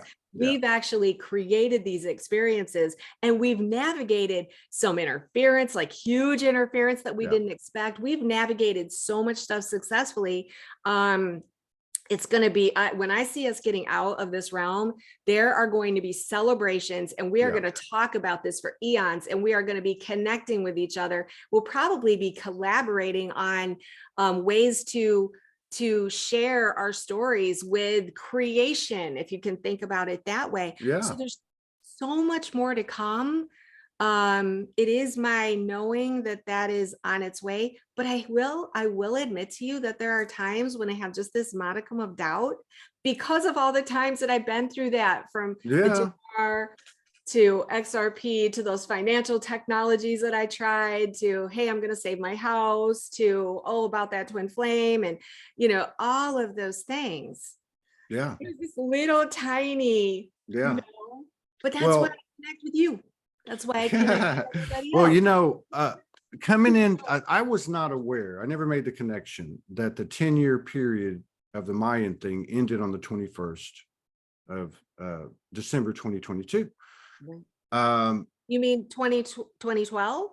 Well, or 2022? If you take 10 years, the 2012 to 2022, right? Well, I didn't ever thought about it, but I have a friend of mine who lives in Sedona. I make music with on Mondays, Ty, here. Yes. And he's an esoteric astrologer. He's also very well studied in Toltec in African traditions. And he's been on this path since he was in his early teens. Mm-hmm. Well, he says, the 2012 thing was the beginning of the end. Because you got to remember, it's not a linear, right? And he said, so it ends on the 21st December. I'm heading out of Sedona at this time, and I don't even know where I'm going. I've had a hell of a year, and I'm like, oh, really? I didn't know about that. So, but I did innately, and I'm a big believer, as individual goes, so goes the collective. So we all have something that we got to beat on it. We just have, a different way to say it or a different way to express it. And so I was like, and I do have these come to Jesus meetings, and I say this with the greatest respect and reverence and honor and love with the universe. They get loud with their screaming matches, and I have them quite often. And so as I came out of 2023, I immediately was like, oh my God, where are we? This is a different place now. But as it was coming into the end of the year, and I know for a lot of people, the last half of 2022 was tough, man. Yeah. A lot of couples broke up. I mean, it was a tough time. And so I said, okay, if I don't see this starting in March, because that was the latest intel. Oh, it's all gonna, spring's gonna come, and like, I'm done with these carrots on the stick. I don't give a damn who's putting it up there, Right. because I mean, it's come on. So I said to myself, and them, if I don't start to see some real progress, like not this 2 steps up and 1 back stuff, not the rug getting pulled out from under you, like the examples you gave on a personal level, then I don't have any problem with telling you this. I don't want to do it, but I'll take myself out one way or the other. That myself. Yeah. I think a lot of us have felt that way. Yeah, go ahead. Well, and I think the thing is that and so I have seen it. I mean, it doesn't mean it's been fluffy love and light, beautiful Right. peaches and cream experiences the entire 90 days. But there's no denying that there's been no step back. It's just been one, and these are major multidimensional infusions, encodements, Yes. flowering. But yeah, Or empowerment. For me, like when people say they've noticed a big change, like Sandra and Alan, they were noticing things are greener. They feel like they're in a different space. I haven't noticed that as much environmentally, or in, like no miracles have been happening around me, but I have expanded, and I continue to expand, right. and I continue to get more and more comfortable in my own skin. Not only that, but how I'm handling things that would trigger me before. I'm finding ways to all of a sudden respond differently. Like my immediate reaction is to, and then immediately my inner being will say, take a breath. Right. Think about this situation. What is this situation really showing me? Oh my God, I did it again. This was me. I get it. I change it. And then I move forward. That's how I know personally that things have changed. Yeah. Because how we are navigating. Yes, I agree. And to me, that's the code. The code is when the human being goes, I had this thing about 3 or 4 days ago, and I'm still trying to explain it properly, which is shouldn't be too difficult for me because I write every night. And it was, it just came in. It was like, how many times has your will been broken in your life? And I'm like, a lot. And I'm thinking about being a kid, like playing football in junior high, and they just break your will. And okay, I'll do anything, coach. You want me to run through the wall? I'll run through the wall. And of course, just in life in general. Now, this is with people, places, things, employers, whatever you want to call it. And then it came in and it was like free will. Oh, and it was off of Lisa, Free Will Freedom. Yes. But it wasn't the exact same thing, but it was around the same time, right? And it was like within a day or two. And so it was like free will is not what it's been purported to be. It is you cannot exercise free will. In other words, they were telling me, the only free will that you really exercise is the one when you chose to come here. So you don't have free will that you can leave. And that's, we're going to hold you to, but you need to understand that free will is a violation of universal will. Okay. Yes. And so anytime even though it's been prayed, oh, you have free will and you're free and free, when really it's just a shell game, you cannot exercise the free will as they were speaking to me in that vernacular without impeding into somebody's lane. Okay. Yes. So that's where the disruption immediately starts. So then, because I'd always heard since I was a kid, merge your free will with universal will. And I'm like, well, how do you do that? Be pious and, but now I get it. And I think this is what you're talking about with the evidence that you have of the last 90 days. Well, it's your inner being, Todd. Yeah, that's what I'm saying. So when I start to have a level of empathy that takes a conscious effort, because it requires me to want to know, to want to feel you, just like we appeal to icons, or you know what I mean? I want to feel what she's feeling. I'm going to understand your God self. I'm going to understand. You don't need anybody to tell you how to fix yourself. You know, you don't need any opinion. You know what I mean? Like we're sitting here trying to tell everybody. That's why this guru thing's going to fall, like what you're talking about, the practitioners, because we're going, you know, at some level, yes, there are people that need it. I get that. But what I'm saying is it's all going to be self-sourcing.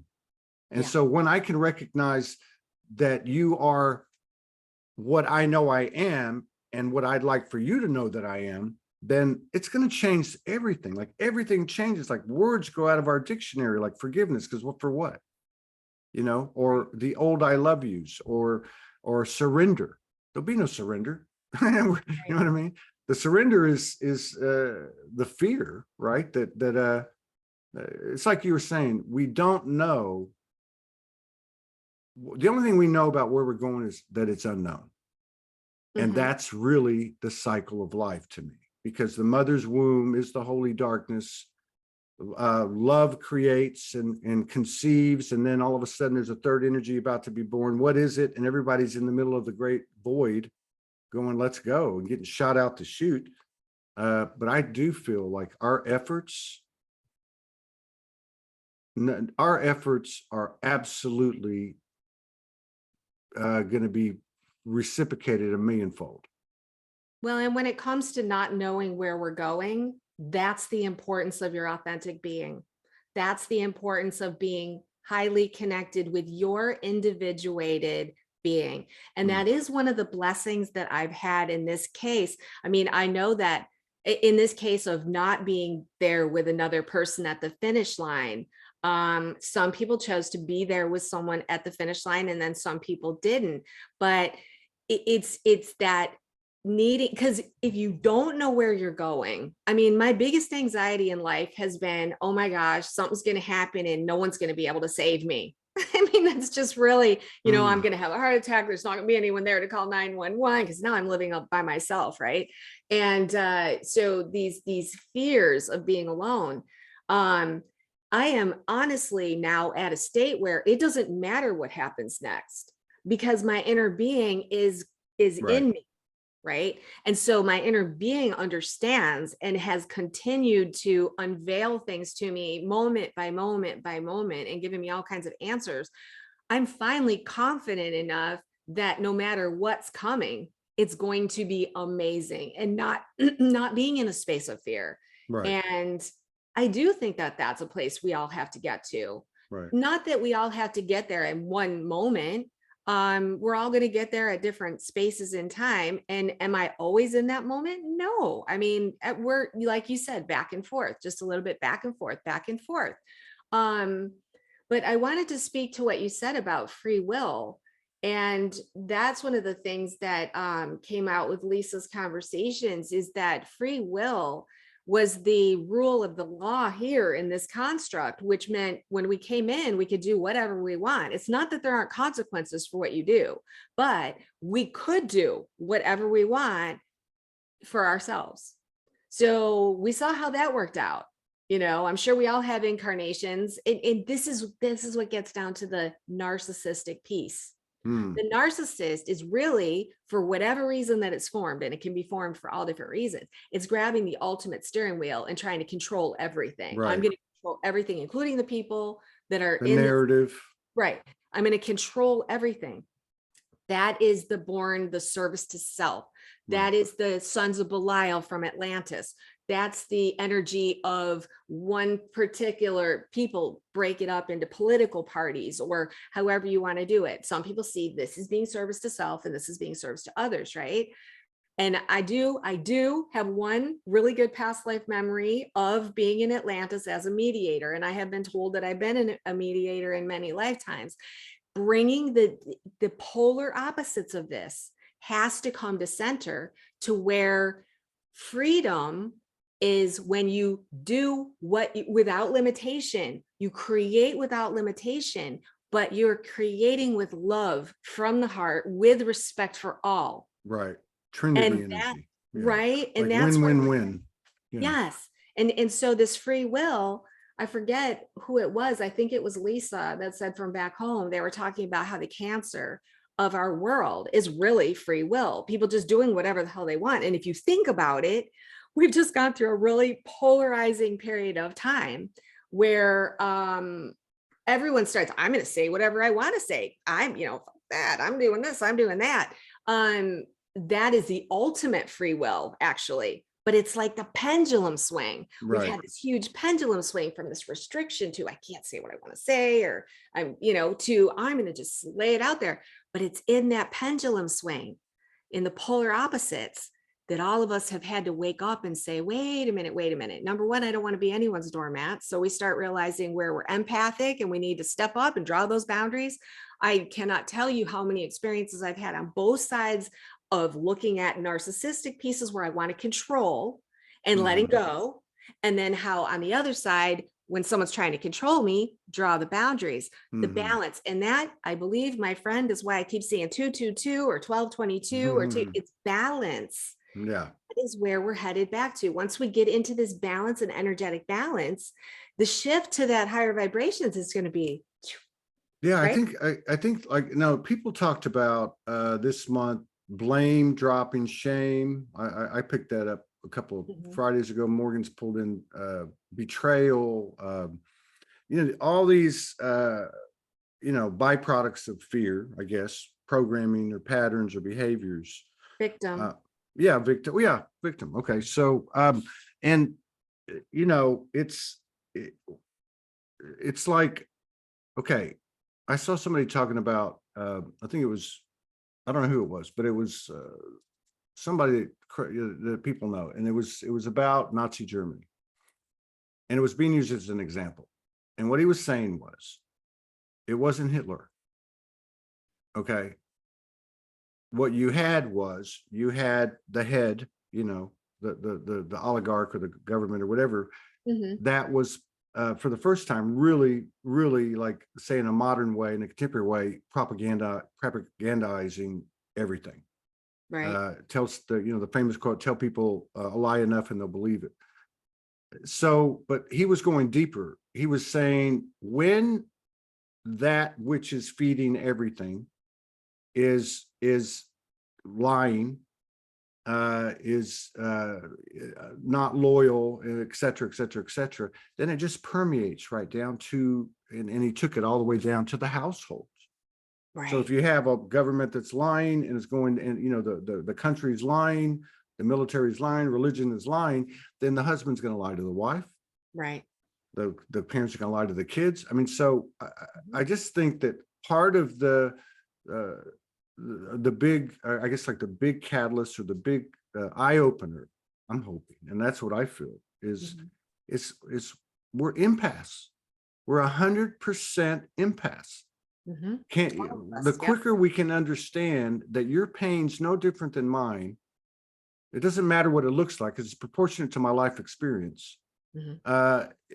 There's no one to blame here. We were all in the program. Every good guy, every bad guy, every devil, every angel. Let's get over it. And, kind of, I'm not saying like on a soapbox here. I'm just saying that's what I'm looking for. I'm tired of hearing about people's downloads, transmissions, and activations.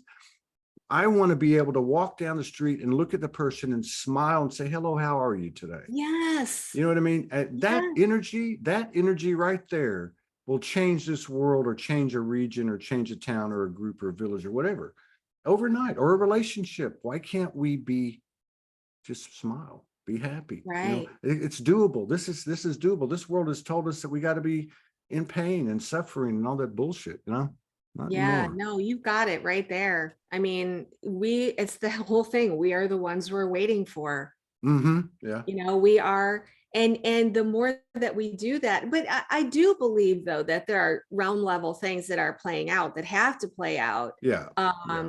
But the more we can exhibit this in our everyday lives, the thing that makes it a little bit hard, I don't know about you. I think I heard you talking. I don't know if I heard you talking about this, Todd, but one of the things that I find kind of difficult is, it does seem like they talk about like the non-player characters where you're just like, you go into a store and you literally try to make eye contact with people and they just don't.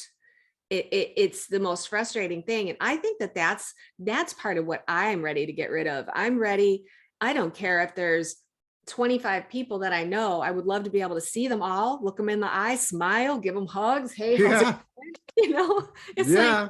I mean, you go to, like, I go to the gym and people walk by me. I swear they're like this close to my face, not a single eye flicker. I see these people every Yeah. day. Yeah. I think they're becoming more um obvious, right? And Yeah. you're right. You know, like I'm in Houston, Okay. and I'm in the oldest suburb, just like 3 blocks from the downtown, the original downtown, right? Mhm. So it's a very eclectic kind of place. And it's also an old neighborhood. So 1 block over is the main street that runs from one end of Houston to the other, right? Mhm. And restaurants, bars, and all that. But it's a street that couldn't be widened because it was already built, right? So Mhm. you got 2 lanes each way, you know, no median, and a lot of times the outer lane is for parking. Right. So it's not exactly you know, it's a place, it's an urban area. So I'm walking, I go for walks, and a couple nights ago, I'm going for a walk, and I'm thinking about the things that you're talking about, because I walk by 2 or 3 people on the street, and there's just nothing there. I'm like, oh man, dude, did you just walk on another timeline or what? So then I turn the corner and I'm really feeling good. It was one of the peaks, you know, I'm like, wow, I am God, you know, and like, I'm just, wow, what's happening? And all of a sudden I hear this horn and like a megaphone. And I hear this voice say, get the F out of the road. And I thought, wow, so that's someone's, you know, someone's getting upset. Well, and I see this couple of teenage kids like get it, you know, go across, you know, get on the curb. And all of a sudden, and it was a cop. And the cop floors the car he's in, swerving like some angry driver on this street that's got people all over it. I'm thinking, what the heck? Why am I seeing that? You know, I was like, Whoa. but I think that's a good topic, you know, and I don't know, I've not heard a thorough explanation on the Me NPC neither. background players. What I would say is this: with Edgar Casey, Dolores Cannon, and Franco, they all pointed to that. They all said, this, our information is telling me that there's 60 to 70% NPCs, That's right? crazy. I mean, when you think Okay. about it, I mean, this is new for me. Yeah, Within but I past, mean, you think about it, this is yeah, Edgar yeah, Casey, Dolores Cannon, yeah, and yeah. Franco stuff. Like I said, it's as solid as the only one I could really draw. It would be Matej de Stefano. But so I'll have I to look. remember at the end of 2019, as we were like, I'm doing the shows and it's summer and we're going into, and so I'm, you know, getting people's information, and Franco's coming on regularly. There was intel coming in that several people had, which was there was going to be a bunch of walk-ins or drop-ins, Right. like to the tune of like, I mean, I'm talking like, you know, like 4 or 5 billion people. Oh, wow. Now, yeah, and then the dialogue would be like, okay, are these going to be upgrades for people, like for like you and like me, or are they going to be dropping into NPCs, you Right. know, or what's going to be happening there? So I never really got any, you know, verification on what did that really look like. I didn't hear any more intel, but what I have been getting, and I even got this myself, which is really strange. I think I just witnessed it. But I also heard it from Morgan. I think I could be safe to say that it's not the best intel, I guess, from some perspectives, but I've also heard it from a lot of other people. Hmm. And that was that this summer, 25%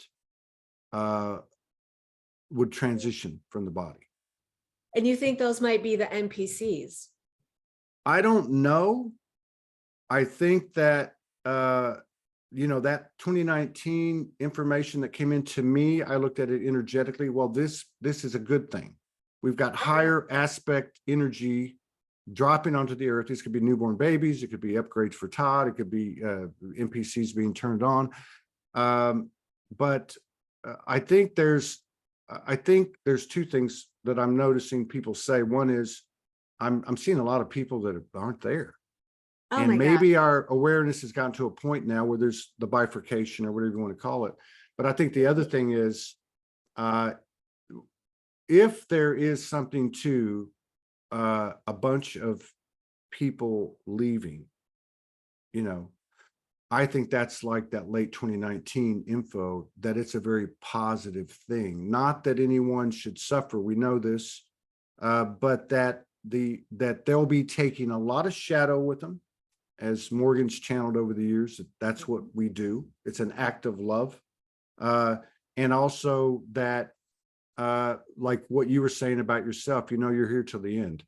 So Right. so there's certain people like, hey man, I've been here over and over and over again. I've been beaten, I've been raped. I'm going to be here till the end. I'm I going to am be my, turning out the lights on this place. that's right. Right.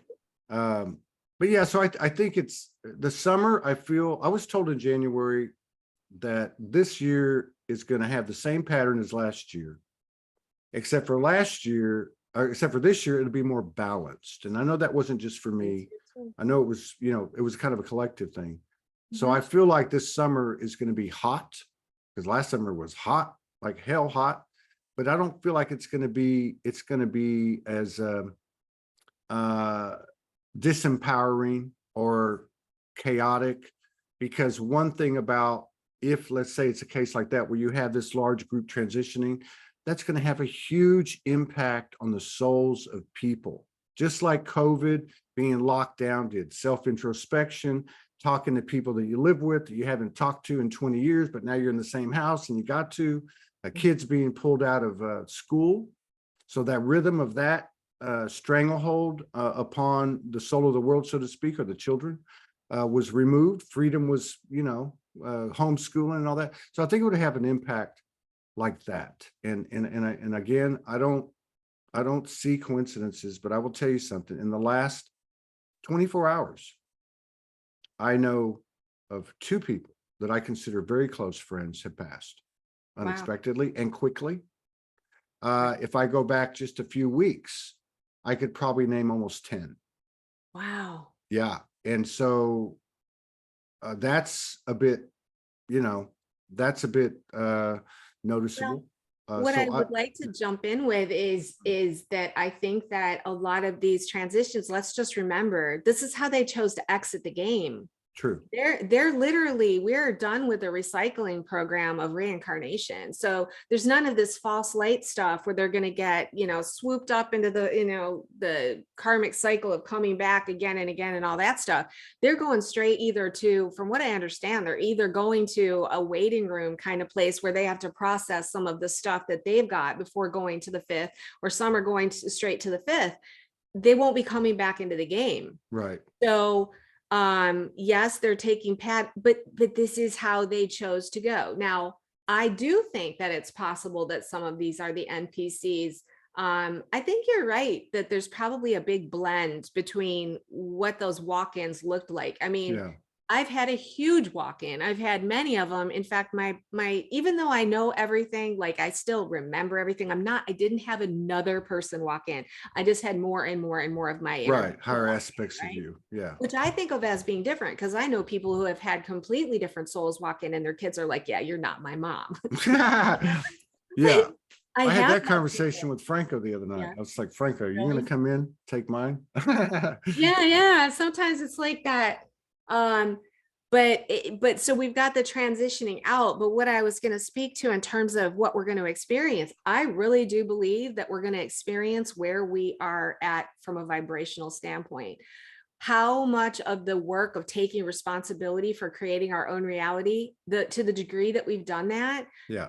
to the lesser degree that we will experience some stuff that has to happen to wake others up. And I can speak to COVID, for example. COVID, like you were talking about how people stayed in. Do you know that's when I went out there in the world? I traveled more during COVID. I went to 7 different states. I was on an airplane, just happened to remove my mask. You go, like, girl. You're I a was rebel. walking through airports without a mask on, insisting I'm not going to let this shut me down. I did get COVID. I did get it. And it was, I had to go through the scare that everyone else did, like, oh God. But again, it was an empowering experience. So I do think that where we're at inside of ourselves and in connection with our greater being and our authentic being is going to be how we're going to experience this. Yeah. And I don't know, that's kind of why I have felt so guided to share. You know, part of me just wants to go sit on my sofa in my beautiful little apartment, this little sacred space that I created for myself when I left my family of what, I guess I was with them for almost 30 years. And now I just want to like, just enjoy these moments, but no, it's the connection. I can feel the connection missing. You know, we're a conglomerate of beings. We are each individual creator beings. We don't want to show up with neediness and dependency and clinginess and needing someone to show up for us in a certain way to be okay. But we do want to see people and talk to people. I'm a social person, right? So I can see this period of time for someone like myself, just wanting to connect with people. And I want to bring hope. People, this game is coming to an end. Right. We're getting out of the game, and that it's a really good thing, because what I do know about what's on the other side, it's more physical, more real.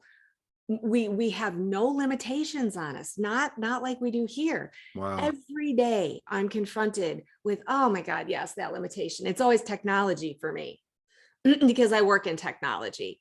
And it's like, oh my gosh, this app isn't working. Oh my gosh, they changed this feature. And it's limit. And when you start to understand you have no limits, it becomes harder and harder to keep that Jack in box in the box. Yeah. So I know that where we're going is to that space where we whip off the paper bag and we're like, oh my God, I remember who you are. I remember who you are. I remember why. Right. And it's like, let's celebrate, let's get on with things. Let's have a good time. I want to be someone who offers that hopeful perspective, because we are in this period of time that's so difficult. It's difficult, even if we're in a space where we're in good communications with our inner being, and we are getting to a more balanced state between the narcissist template and the empath template, and that sweet spot, if that makes sense. Yeah. They're one and the same. We got to stay in this game. Yeah. And whatever I can do to help people quickly, I have found that just some simple conversations with my everyday normies, it's like they're like, oh my God, I get it. Once people get this, once people really understand, you're in a video game, it's coming to an end, everyone's tired of playing the game, stop being attached to the game, get into your own power, realize you're a creator being, boom, it's like the answer. It's a secret lock, and it seems to unlock for a lot of people. So I don't know. Don't get stuck on the grid. And that's the thing about these types of communities, or whatever you want to call it. We have to detach now from that which was the vehicle of our operation, since 2012. I want to ask you too, and thank you for letting me keep you 2 hours. I'm enjoying this more than I would. Yeah, I know. We'll have to do it again. We'll have to do it again in a few weeks or so. Okay, so another thing I like about Lisa's explanation, because I've always felt this way, is everything I know is in the construct. The stars, I know they're an overlay. I've always known it. I know I come from beyond the stars, whatever.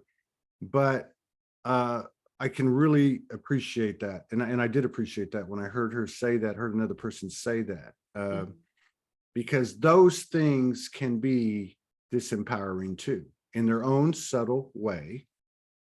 So I am the sun, I am the moon, well, we know what it was.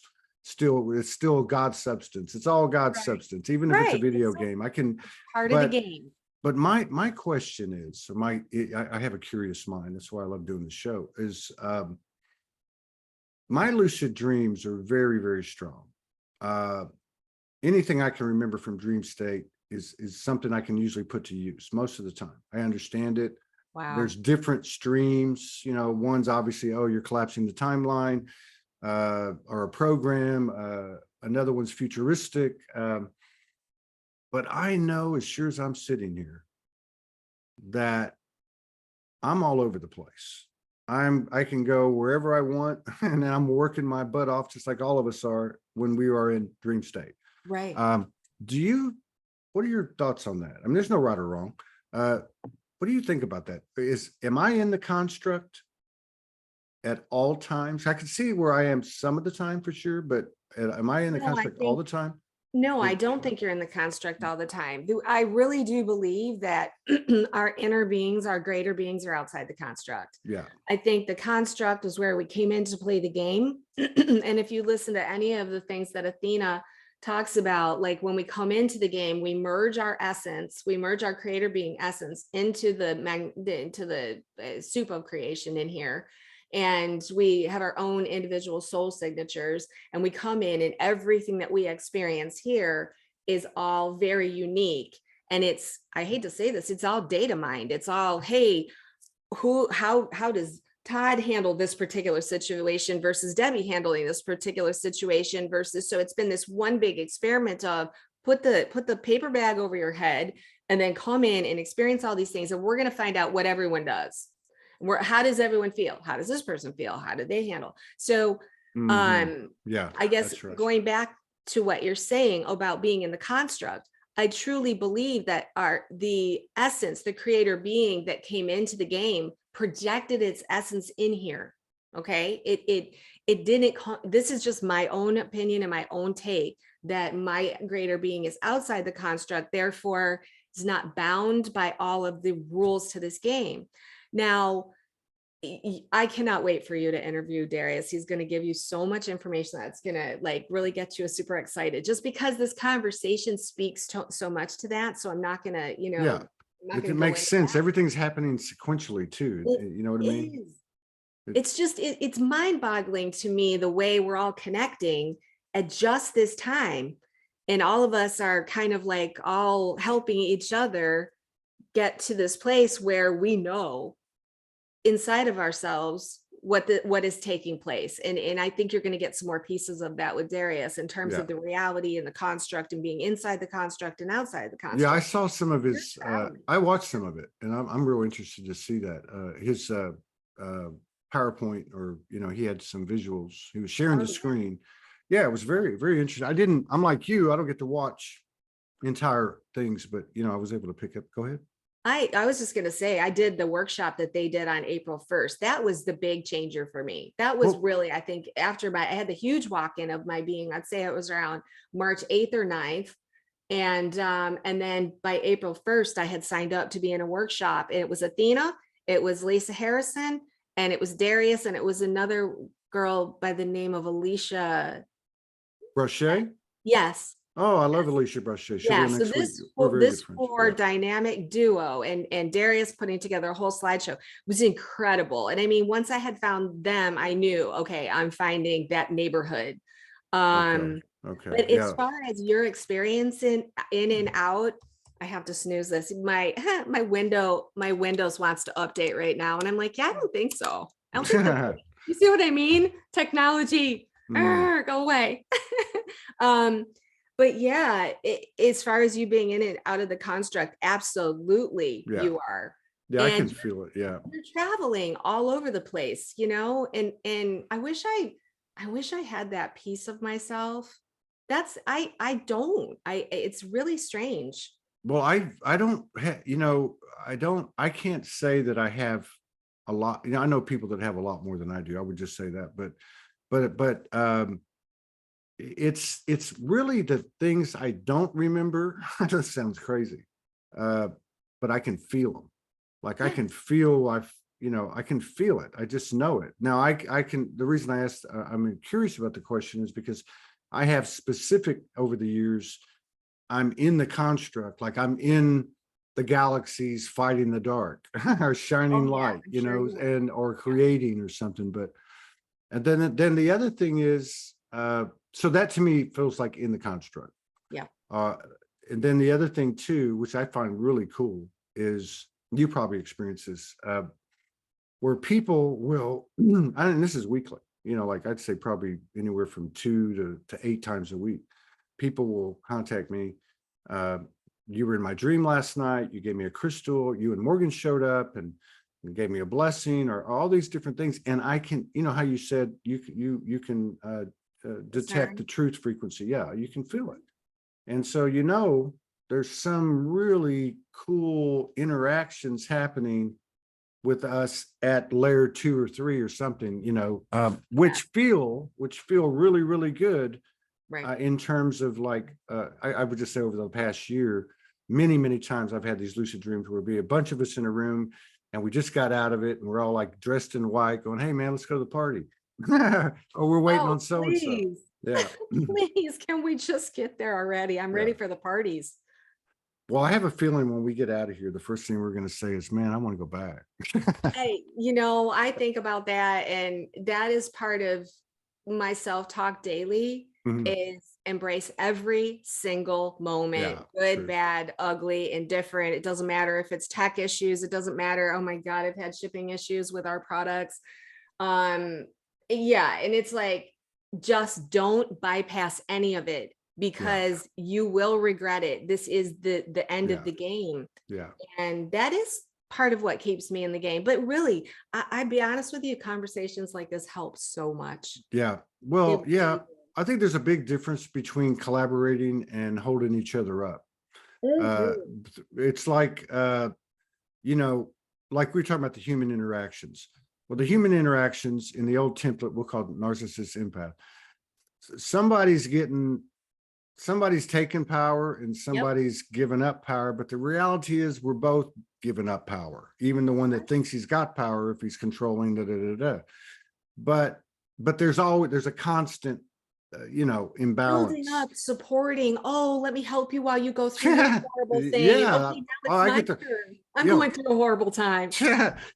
I can't hide my emotions very well. And, Me we all have our neither. ups and downs. And so people pick up on that. They'll be like, you need someone to talk to? I'm like, no.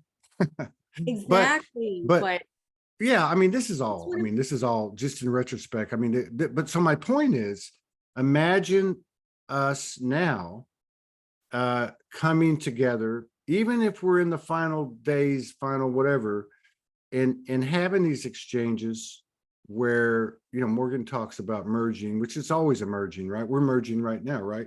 right. That's where, like when she first introduced it to me a few years ago, this is how we live, learn, and love in the other Right. dimensions. I'm like, yes, that makes sense. So everything's an expansion. That's why I think collaborations are so important. And that's why I think what you said about getting out, uh, you know, I'm not saying everybody has to do this and you need to do that. I'm not into all that. But what I do feel is that we weren't meant to be hermits Right. any longer. We are meant to get out and let the world see us because we Mhm. are like this tuning fork that in itself will bring, negation of, let's say, negative templates or such light for people to see. And I'm seeing it too. Like you were talking about your daughter. So Mhm. my daughter lives, I rent her apartment because she lives with her boyfriend. It just worked out, go figure. And lease is up next month. And but there's a coffee shop around the corner. She works there on Tuesdays, and it's an artsy place. She runs an art gallery down the road. And so they know a lot of people, her and her boyfriend. They're like fixtures here because it's a neighborhood type environment. So I go by the coffee shop. People, hey, you're Elisa's dad. Yeah, yeah, yeah. So through this, what is it, May, 5 months, and I probably drop by twice a week, 3 times a week. Certain people they want to talk about Ukraine. They want to talk about politics. They want to talk about, you know, uh, idealistic things, and they're young and they're beautiful. And I'm like, just listening. And then somebody will Yeah. come in and say, did you know that Admiral Byrd went down to Antarctica? What was that all about? I'll tell you what it was about. And so now I got them talking about all this stuff. But then I backed off because I could see it was making them uncomfortable. And a couple of them even said that to me. Now, these are 25, 30 years old. Like, man, I can't think about that stuff because, in other words, I can't function. I Right. can't live my life, and these are good kids, right? Right. So what I've noticed in the last couple of weeks, it's, hey, there's Denise's dad. Let's ask him. And it'll be somebody saw some video and it was about, Antarctica, or it was about Anunnaki, or it was about, whatever. Mhm. And their minds are just like sponges. Right. Like the ones that didn't want to listen are listening now. And Right. it's kind of like what's that name of that old show?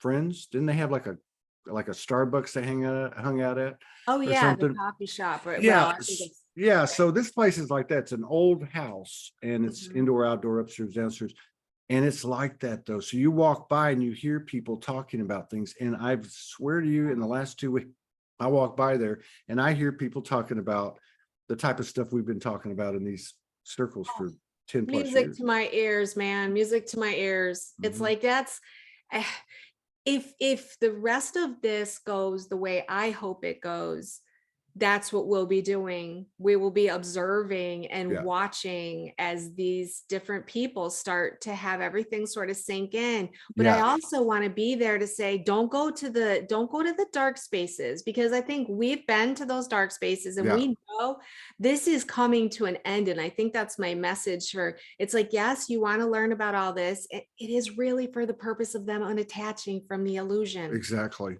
and they have to go through that because they have to realize it's like my 25-year-old daughter. She's got, her boyfriend, and she's got, plans to buy a house and get married and all of these things in her future.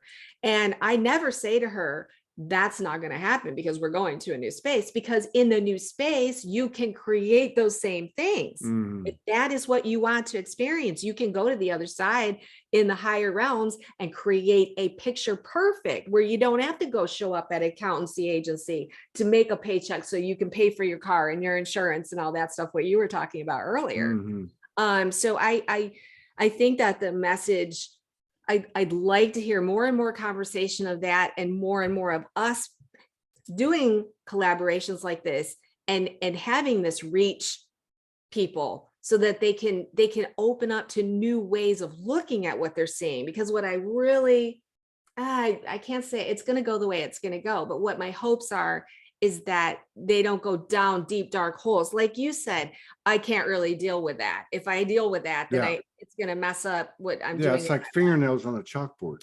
my You're like, I can't do. We've been there. Uh, yeah. And you were saying one other thing. Yeah. Okay. Whether we want to hear this or not, I'm going to cut this excerpt out, put it all over social media. Okay. but Oh, but the if there's any narcissism that needs to be looked at in this world more than any other arena, and I'm talking that includes world leaders and Illuminati and whatever. the big It, bad. but if there's anywhere that it needs to be looked at the closest, it's in our circles. Yes. And the reason for that is because we're already seeing it. You're already seeing political people. I'm amazed at the way people want Donald Trump to die, or Joe. It's like, what are you people are light workers? What the fuck's going on here? Right. That was the But polarization. Yeah. yeah, but in terms of like where we can find it from, and I'm speaking to myself because I do this a lot. Um, Me too. uh, I don't. I've never felt comfortable with "I told you so." Right. It's sanctimonious, it's superioristic, it's narcissistic, and if you don't believe me, then don't believe me. Hmm. But we're going to be put into a situation where we are going to be serving the Trinity energy by not saying "I told you so." Yeah. Okay, because what is it that makes us afraid of opening up? Vulnerabilities lead to transparency. If you're going to kick me in the ass for what I'm opening up to you, because that is an opening my heart, and Right. you're gonna mess with that like this matrix did, then I'm going to close up again. So we got to. Todd needs to be careful about that. I don't want to tell people "I told you so," which is pretty easy for me. Two is uh is the second part for me, and it goes deep, right? Is compassion, Yes. non-judgment. The only reason that I wouldn't have 100% compassion, that includes for people that may theoretically get hung at Guantanamo Bay or whatever the hell, right? Mhm. Dr. Fauci, whoever, whatever, 100% compassion, because if I have anything less than that, I am a narcissist. I am, Right. I because agree I'm not, wholeheartedly with you. I'm Yep. not recognized. Yeah. So I just think that our roles, you know, as you called them, forerunners, I really feel like it's gonna be put on us. Like we've done the work, but if we're gonna stick around, we're gonna have to dive deeper and deeper into this humility. And really, like you said, these last 90 days, it's getting easier. There's not the one step back now. So, Yeah. you know, I found that, you know, the moment that being came in, the being that I am, it was kind of like, yep, check all of this stuff, you know, and that also is part of when I was listening, I started listening to the Athena materials. It's really good stuff. Check it out. I listened several times in December, right? As we're getting towards the end of that 10-year. And right as I started to incorporate all this, I started realizing every being that is here, every single one of them came in as a creator being. And we have projected our essence into so many lifetimes. We have no idea what we have done, what we have experienced. We have to be able to experience the whole, especially, you know, I begin to think more and more like the creator beings. There were supposedly 12 creator beings, including, and then the creator, the original creator of the universe of light. When they projected their essences in at a higher realm, and then they started working in more and more and more into dense consciousness, they kept projecting their essences into more and more. I believe that we all, especially those of us who will start calling forerunners, forerunners, I believe we all have that ancient aspect. I really think that, and if that is so, then wouldn't we have wanted to experience all that there is to experience? So therefore, this is where we take the ultimate responsibility, and we do look upon others. I now can look upon, see, I do know a lot of these actors have been taken out of the game. A lot of the people we're looking at are wearing masks. yeah, But I can look upon their original essences, their original soul essences, and still see that they are equal creator beings of light. There's no difference. On the other side, there's no difference. I mean, maybe I don't know what ramifications are going to happen when someone has gone into those deep, dark spaces. But if they're all aspects of us, what does that say? So yeah, I think that that is one of the biggest keys. What you've just said right there is we have to get to a place of complete compassion, but we also have to allow people to have their own opinions and their own feelings. If people really, and wasn't Lisa talking about this, the different neighborhoods, if someone needs to see Biden crucified for what he's done, or Trump, oh my gosh, the Trump haters that I had to deal with in my family, oh my God. You know, isn't that crazy, man? Both sides. And yeah, I didn't even get into the fact that I had a Q channel. Oh my God. I did 87 episodes of What on Earth Ask Q.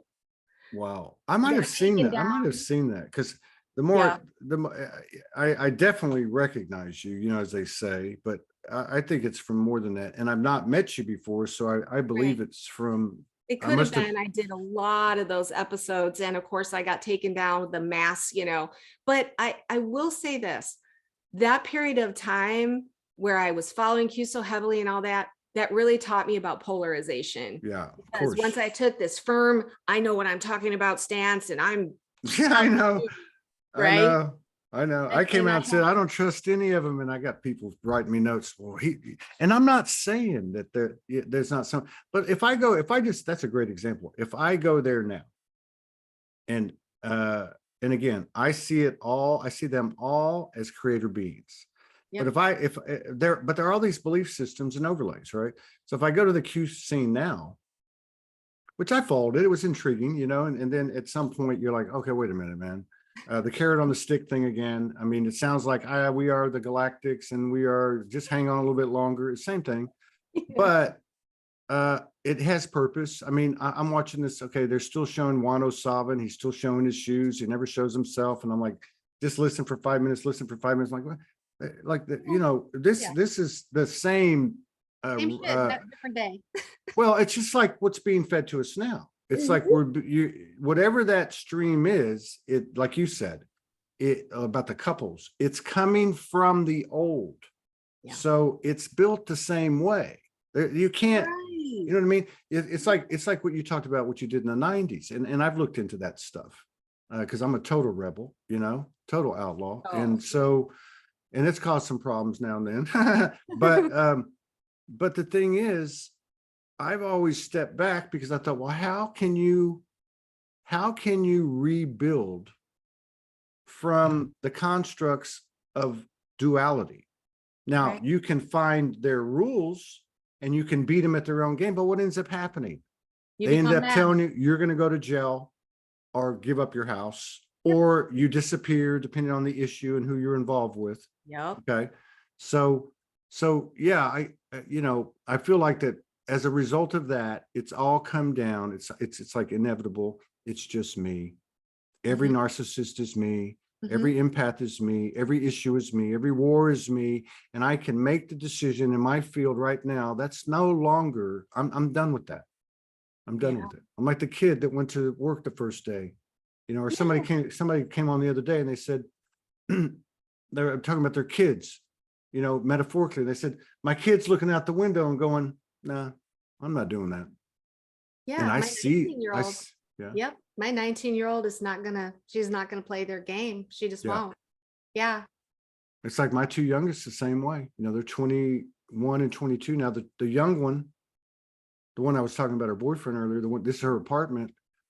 So she's freaking brilliant, right? Like high school, like her Yeah. mother transitioned.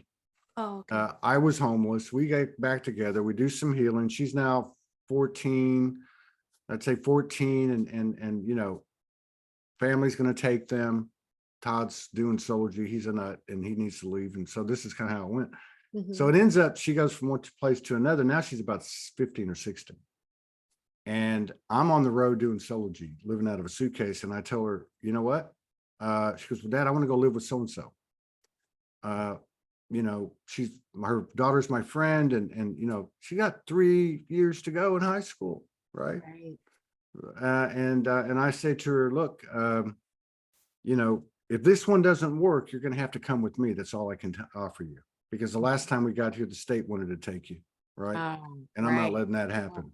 So anyway, long story short, she is just like your kid. She's like brilliant, could go to virtually any school she wants to. She's at the top school in Houston, high school that just proliferates, you know, those type of offers, scholarships. Mhm. She's now, I'm not going to college. I can play I the want to game. be an art curator. And boom, within a year, she's working at an art gallery. You know what I mean? Yes. A small art gallery. First night, second night, she's watching the place. She sells the largest sale they've ever had there. It's like Wow. $19,000 or something. I was like, and she calls Yeah. the lady on the phone, how do I ring this up? But you see the magic, Yes. and the magic is rooted in their our conviction, our unwillingness to submit. Right. Continue to play their game. Yeah, yeah, Yeah. I yeah. mean, it's 2:22. How did we I go told 2 hours you, and man, 22 those minutes? I know. twos are just incredible. I know. I see them 10 times a day. I'm not kidding you. Yeah. It's crazy. Yeah. But that, yeah, that I do think that we're talking about once we're out of this game and we're all, you know, to a new space, we're really going to miss this. So we really do need to embrace every moment. And these conversations, and this is why I love your new platform. The idea of your platform and being able to interact with people is that we can find these conversations that keep us moving, you know, in keep us, I don't want to say buoyed, but speaking our truth, remembering why we're here, not getting just caught up in the day-to-day grind of things. And that's why what you're doing is amazing, because you're connecting with people, and you have been for forever. I mean, Todd, you're an icon. I mean, come on. You're an I don't know about that. icon. Who I'm haven't you worn out. interviewed except for me until today? It's like, Well, I'm hoping that, well, I mean, my thing is this, you know, I have one desire, I will tell you that, and that is to be physically reunited with that hot chick down in Australia. I mean, that's just Oh, the that because feeling, I'm at the point where, well, anyway, but for this, because this was downloaded, over the years, Yeah. started in 2012 and then 2014 and another big one in 2018, Arcturian. And, but it's, first of all, it's outside of the apparatus, right? It's all free. Mhm. The only thing we can't control is a signal, right? But that's Right. then everybody's off. But Right. but to have a place where everybody can interact and find each other, because I've watched it over the years of Collaborate. Soulogy. Yeah, but you know what I mean? And then have all that access in front of them in a very user-friendly way. And we got a ways to go. I mean, I could show you some things that we've got going on right now, and it's pretty cool. Yeah. But to me, like when it's in 2018, when Morgan came the second time, I told the story the other day, we're in the sister's bedroom, and she's got this big framed poster of the Keys of Enoch. And Okay. she's on 1 acre of land. And as soon as I got there, things are happening. I'm cleaning the basement out and I got spirits, and it's a whole thing was right. And Morgan's coming and I'm preparing it. And I'm living out of a suitcase, probably doing $500 a month in donations, right? Right. And we've done like 350 shows at that point. She ends up coming in, something happened. And she's lit like you. And it was just like, okay, first 5 days were there, all these things happened. And the episode with the shape shifting and all these other things occurred. Right. But God, I forgot why I went there. I can't remember why I went there. I don't remember. Well, 2018, Georgia, but it's something that happened there. But I can't remember now. Well, anyway, it yeah. happens. It happens. Oh, I know. More often than not. Yeah. Yeah. But I'm trying to think, you were talking about destination. I think you were like, you really wanted to get on the other side of this Oh, yeah. with the hot chick. I remember that part With very the hot clearly. Australian, the hot Aussie. Yeah. So, okay. So the my understanding was that, okay. So whenever, that's right. Okay. So what happened was we would go in bedroom, Oh, put our that's right. hands, Thank we you. put our hands together in the middle of the afternoon. She'd be like, we got to go. Boom. Like, the women, they always have that frequency, right? They go, Right. okay, this is what we do. And then we do our part. So, Soulogy appears as a tree, a golden tree bearing golden fruit. You might have seen our other logo, right? And Yeah. that's what that is. And, Okay. and it said to us that this is a platform for the voices of the Mother Goddess. And I understood it to mean the part of us and all of us that's been suppressed in this realm and within us, right? Mhm. So that's the way I see it. Like I see and I don't know what'll happen. We could be out of business. I really don't know. We could, but I'm getting very strongly to just tell you that the most important part is the step-by-step process of going minute by minute by minute and being what's needed in the moment of now, because we don't know that shift point. We don't know the shift moment. We don't know which of your conversations is going to push us over the top to make switches. You will probably, be honest with you, you will probably still take this platform to the higher realm. I believe we're going to be helping some that may still be in the awakening stages, which is why all of these videos are being done, why these platforms are being done. There may be even a chance that we'll be able to go between realms. Like we may move to a little bit of a dimensional space that is, I want to just say, a like vibration, like the neighborhoods that Lisa talks about. right. And we might actually be able to continue to interact with through all these technologies and stuff. I mean, for all I know, Todd, you're on Mars. How am I supposed to know where you are right now? Yeah. You know what I'm saying? Well, they used to show me that in 2019, we were in Hawaii for 10 months and we always did a lot of shows. We would do 4 to 7 a day. And, Wow. but I remember them coming in because it was at a time when I started to have multi-dimensional things happen on the show. And a lot of times I'd get off the show and go see if it showed up on the tape.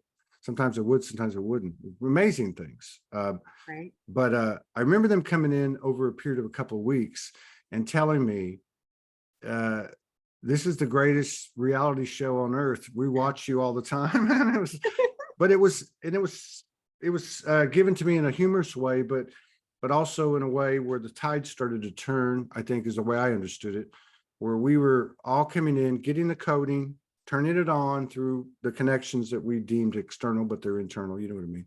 And so we were gaining code to wake up. Once we woke up, then we start to implement. And as we figure out how to do that, which is what you talk about today a lot, and that whole process itself is the new coding. And that's what the universe, you could say the universal family is picking up from us, because you got to come down here to do it. Right. Yes, you do. You know, I mean, so yeah. Yeah. Yeah. Fascinating 2.5 hours. I think we've Wow. only done 1 2.5 hour out of the 40. What did I say this That's was? crazy. 47.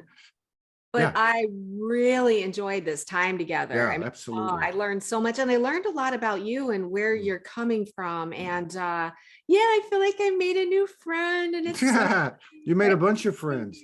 No, yeah, I guess so. I didn't There's really going to be a lot more coming up this month with some of the things that we roll out.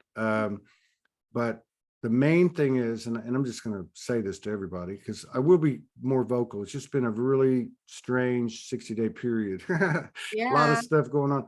But, you know, we kind of have like 4 things here. We have the programming, which is really the reason we started this. To declare value and say, if you really, because, you know, up and down all these years, it's just, that's why my hair's falling out probably. I mean, understood. Been there, but, you know, know it. so that was the main thing. But programming doesn't just mean Soul Speaks 5D and Soul Jams music and the other things we've had over the years. To me, it means programming like you do, like Lisa does, just real stuff, real time, not the old, you know, but the real time stuff, like this conversation we just had for 2.5 years. So I see that as being the big, you know, the big piece in the game right now. And then Because you have people want to know, everyone wants to know where are we at right now? What are you getting? What am I getting? Right. Yeah, I hear you. So I imagine a channel that runs 24 hours a day live. Wow. Kind of like the old MTV days where you would have somebody come in for an hour or two and with a show or with a variety show, whatever it may be, but it's all substance. Todd doesn't run it. Morgan doesn't run it. The community runs it. Yeah. And it's all, and of course, the financial model of this thing is that 1/3 of every dollar that comes in, and we can do this after 3,000 people, will go back to the content creators based on a percentage of their engagement by the audience. Wow. So if you get 5% of the monthly engagement, you get 5% of the creator content pool, which is 1/3 of everything that comes in. So I see that as, you know, something that because the other ones, the social community, that could be the biggest driver theoretically. The database, that's a powerful thing. The software itself is a powerful thing. But I really feel like the content is, you know, so I'm going to start putting the word out. I still need to talk to Morgan more. We need to talk about a few things. And, but yeah, I feel like, you know, because I got the message so loud, get off now, you know, get off now. And when I did that, Franco popped in and he said, you got it. You figured it out. So energetically somehow, and with the movements that Lisa made and other people made during that time and what happened to you in March, that's significant. And I think we're going to probably see what plays out over the summer, but I'm excited. I can see myself being a part of your platform 100% in that it suits all of my, what do you want? It suits all of my soul's calling. So I'm very excited for you and for all of us, because I think you're creating something that's going to be really instrumental for a lot of people. We're going to help each other. Yeah, I hope so. I mean, I don't use the word hope, but I know what you mean. I consider hope the ground between that marks the ground between faith and doubt. That's just my own personal thing. But listen, I'd loved having you on here. I'd love to collaborate with you again, both on this show anything that you might come up with you. I'm always open, and Okay. and development of programming. Yeah. So just Yeah, it's a that pleasure sounds meeting you. exciting. Pleasure meeting you too. I'm so glad to make your acquaintance, Todd. Thank you so much for this time. It's been amazing. And I look forward to us having another conversation soon. Sounds great. I will download this, upload it. For those of you who came in late, it'll be up within about 20 minutes, and I'll get you a full-length editable MP4 to your email. Did you send me Perfect. your? I'll get it up. you I've s- got, huh? Yeah, you sent me your email, right? Yeah, and I have Facebook groups. Like I have an 11,000 followers on, Yeah. not followers, they're a group, and I have a Right. twin flame group, and I'll just make sure that I get this out everywhere because Yeah. I want more people to know what you're doing Yeah. too. Yeah, I And appreciate that. I appreciate that. consider joining and being a member. So Right on. Thank you so much, right. Debbie. Thank You you. take care. Okay. Shannon Thompson, Deborah Blessings. Rose, Sarah Take Lawton. care. See y'all later. We'll be back Bye. with 2 shows tonight. All right. Oh my Take care. gosh. All right. Okay, Bye-bye. bye.